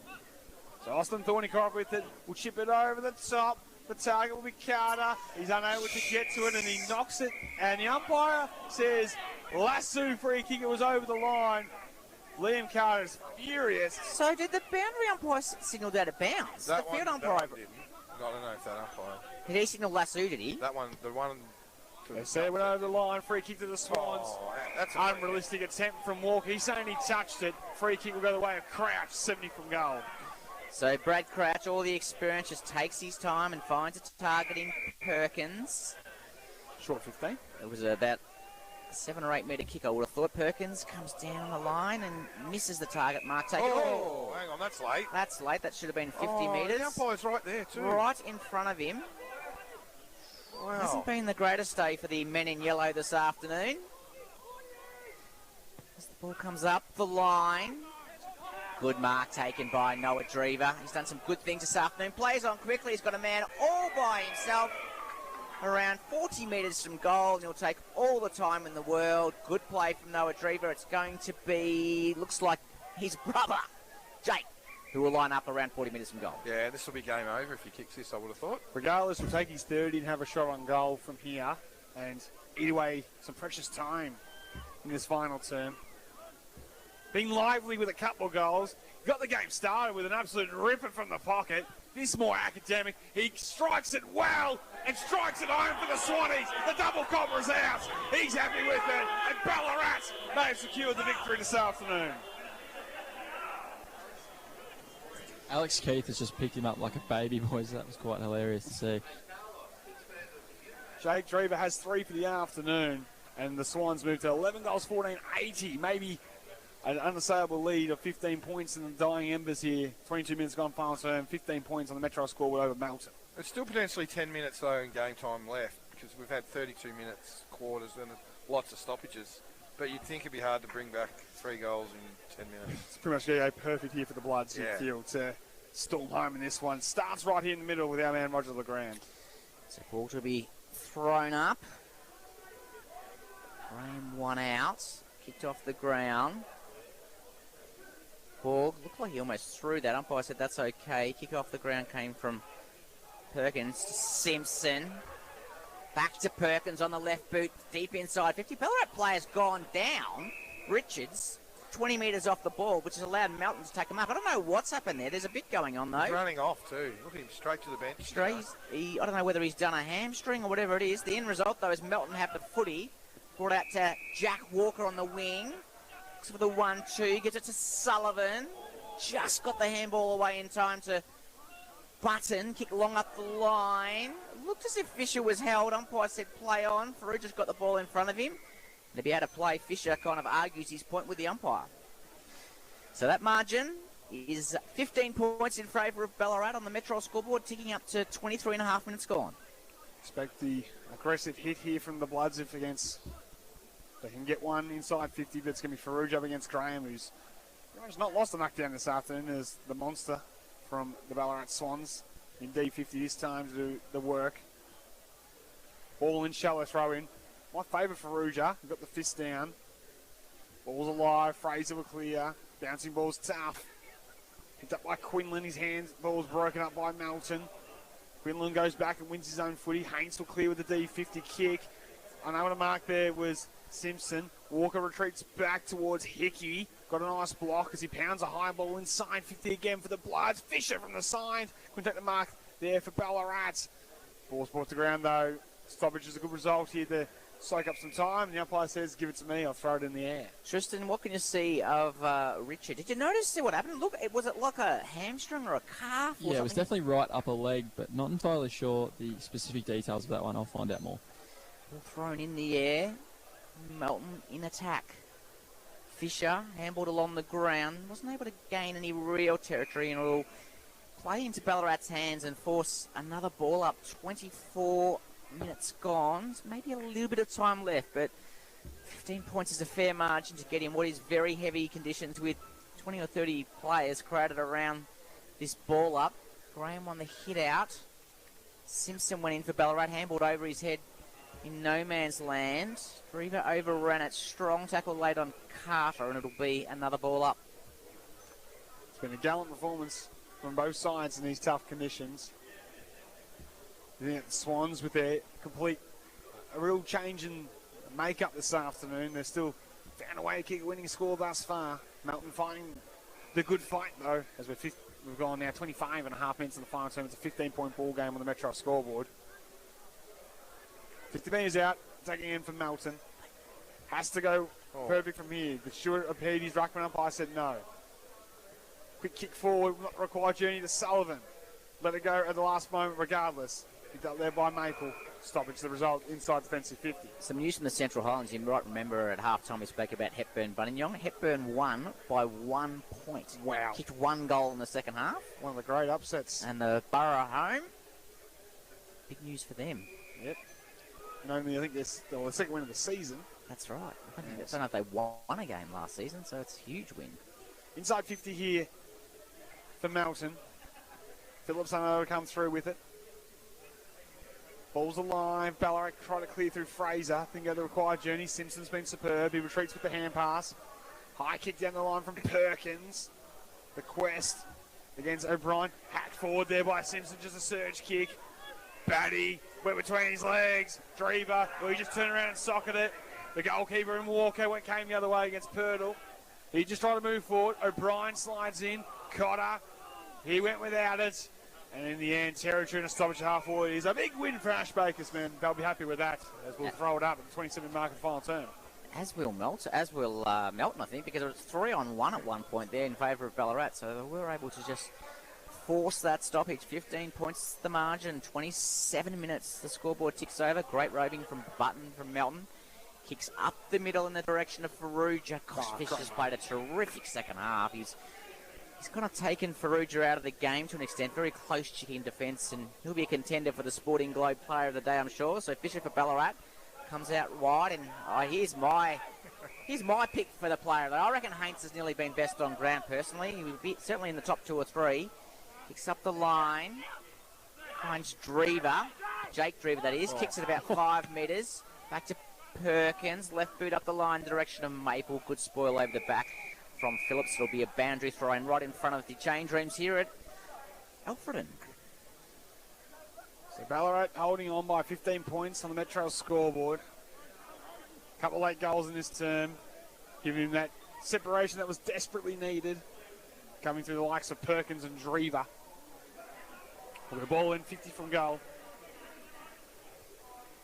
Graham in the ruck. Was beaten this time by Stewart. Kick was by Batty, was picked off by Drever towards full forward. O'Brien, could he pick the footy up? Might be forced to hang up the deck as Perkins coming through there with Simpson. He misses on the wrong side of the post for a minor score. 11 goals, 15, 81.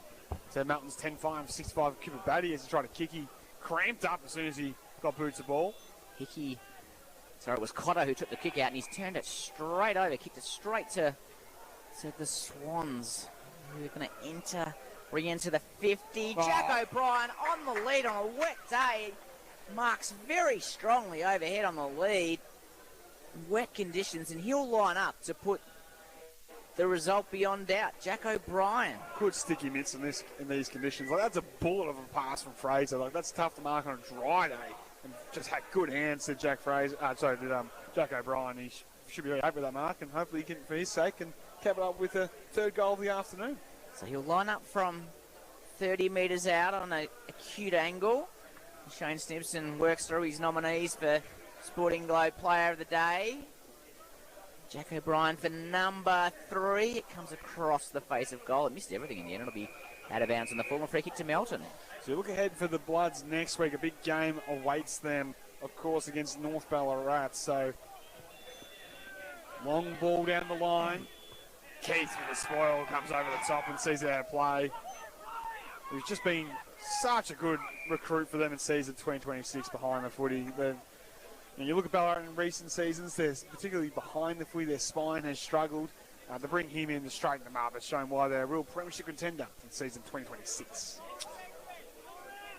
So 29, just about to tick over 30 minutes. That margin, 16 points in favour of Ballarat. Tired boundary umpire throws the ball back into play, comes to Mooney, goes onto his left boot. In direction of O'Brien. Was he taken high? Umpire said no. Ball went to Grant. Snap off the pack by Quinlan. It bounced the wrong side of the post. Through for another point. That margin 17 points. 11-16, 81 Ballarat. Melton 10-5, 65 Metro scoreboard. Phillips will bring it back in for Melton. You imagine he's going long down the middle. No, he's going to go out of side as the option, which in this stage is a strange option in my opinion. Ballarat get across and have the safety of the boundary line. Melton are able to keep it in. Just hacked up the boot, and there'll be a lasso free kick out of bounds. Free kick the way of the Ballarat Swans. In front of the Ballarat Swans coach's box, which very happy with how the results turning out as Fraser goes to half forward, fisted away by Walker, who's been terrific behind the footy for Melton to see that out of play. 31 minutes now gone, final term. 11 goals, 16, 82 on the Metro scoreboard. That's Ballarat. So Melton's 10 goals, 565. Ball comes back into play, almost in front of the Ballarat coach's box. Playing for time now. You think that margin is enough as the quarter ticks over 31 minutes. Comes up the line. Strong mark taken in front by Battistella, who we had doubts on at halftime whether he'd actually return. But he's made a Lazarus recovery and played his part in the second half. Down back. He's very conscious of time. Called to play on by the field umpire. Kicks along to 50. He's going to turn the ball over. I think it's going to be Well, should be a lasso if no one touched it. Boundary umpire says, nope, I'm going to throw the ball in. And he'll do so right on the 50-metre line at the Swans' end of the ground. Result academic from here. Ballarat done enough in this one here at the Alfredton Oval. Melton gallant. The Swans just simply better when it comes to it. Can I add to the pain inside forward 50? Quinlan goes without it. And then we'll get another stoppage inside forward 50 for Ballarat. 32 minutes gone final term. It's been a wet, heavy afternoon of football here at the Alfredton Oval. Both sides battled hard and had a real finals-like atmosphere at times. Clearing kick from the Bloods might come back with interest as the wall of the Ballarat Swans are waiting for it. Quinlan retreats back. Quick kick around the body towards full forward. One-hander, don't you mind? A little one for the highlight reel, the finish for the Swans. Emerson Hooper, he got that from his uncle, I reckon. Yep. It's a great little mark. Just leaned nicely and judged that ball drop and took it in the right mitt. And he's had a couple of good little moments in his final term, but the real question is, does he celebrate as hard as the uncle if he kicks this? That's the question. You know, Andrew is one of the best celebrators for a goal we've ever seen. As Edmonton have the family trait, as he'll kick after the siren here. As the Swans will celebrate another win in the Ballarat Football League. Edmonton Hooper will shoot from 40 metres out on a 45-degree angle. It's a 17-point ball game thanks to Metro. Hooper finishes it with a 23-point margin. And Ballarat get the win over Melton here at the Alfredton Oval. Go off the sign there. Edmonton Hooper will make it 12 goals, 16-88 on the Metro scoreboard. Then victorious over Melton's 10-5-65. 3 unanswered goals to finish. Shane Simpson brings the margin out for the way of the game, probably to where it sort of felt like. Melton will be proud that they've mustered the challenge on the road like they did, and Troy Scoe will be happy with the belief that his challenges were able to show. But in the end, they lose another tight one, and Ballarat continue on. Yeah, that sums it up well, Youngie. They were there when it was raining and heavy. They got within, 7? They got within 3, didn't they, I think? Yep, 3 points. 3 points. Plenty on the kick. They'll drift right to left to a dangerous area. Oh, the mark's taken by the debutant. Kill Martin. What a stretch and a grab from the youngster. They'll come from everywhere. Every single one of them will go to him. Kill Martin from point blank range, and it's a good call from you, Fridge. Look at him. Yeah. Like bees to a honey pot. They get around the debutant, and Fitty has got his first at senior level. And what happens can get it done. Fulton out of the park. Cross He's kicked it. Seesawing affair now here at Mattingly Park.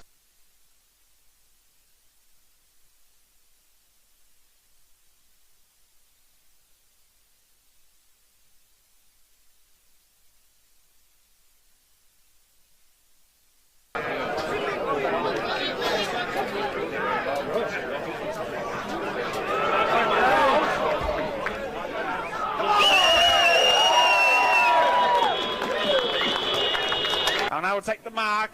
Words did well against McDonald. He retreats back with the hand pass. Dumpy kicks it up. Black is bad. Should be turned over. Mark saved by Henderson from 60. He pounds a long one from outside the plate and all the way home for Felix. Come on.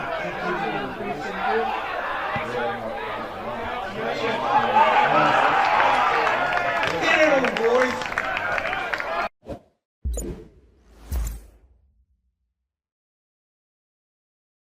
But they both played well, to be fair. Crouch was the best on to half-time.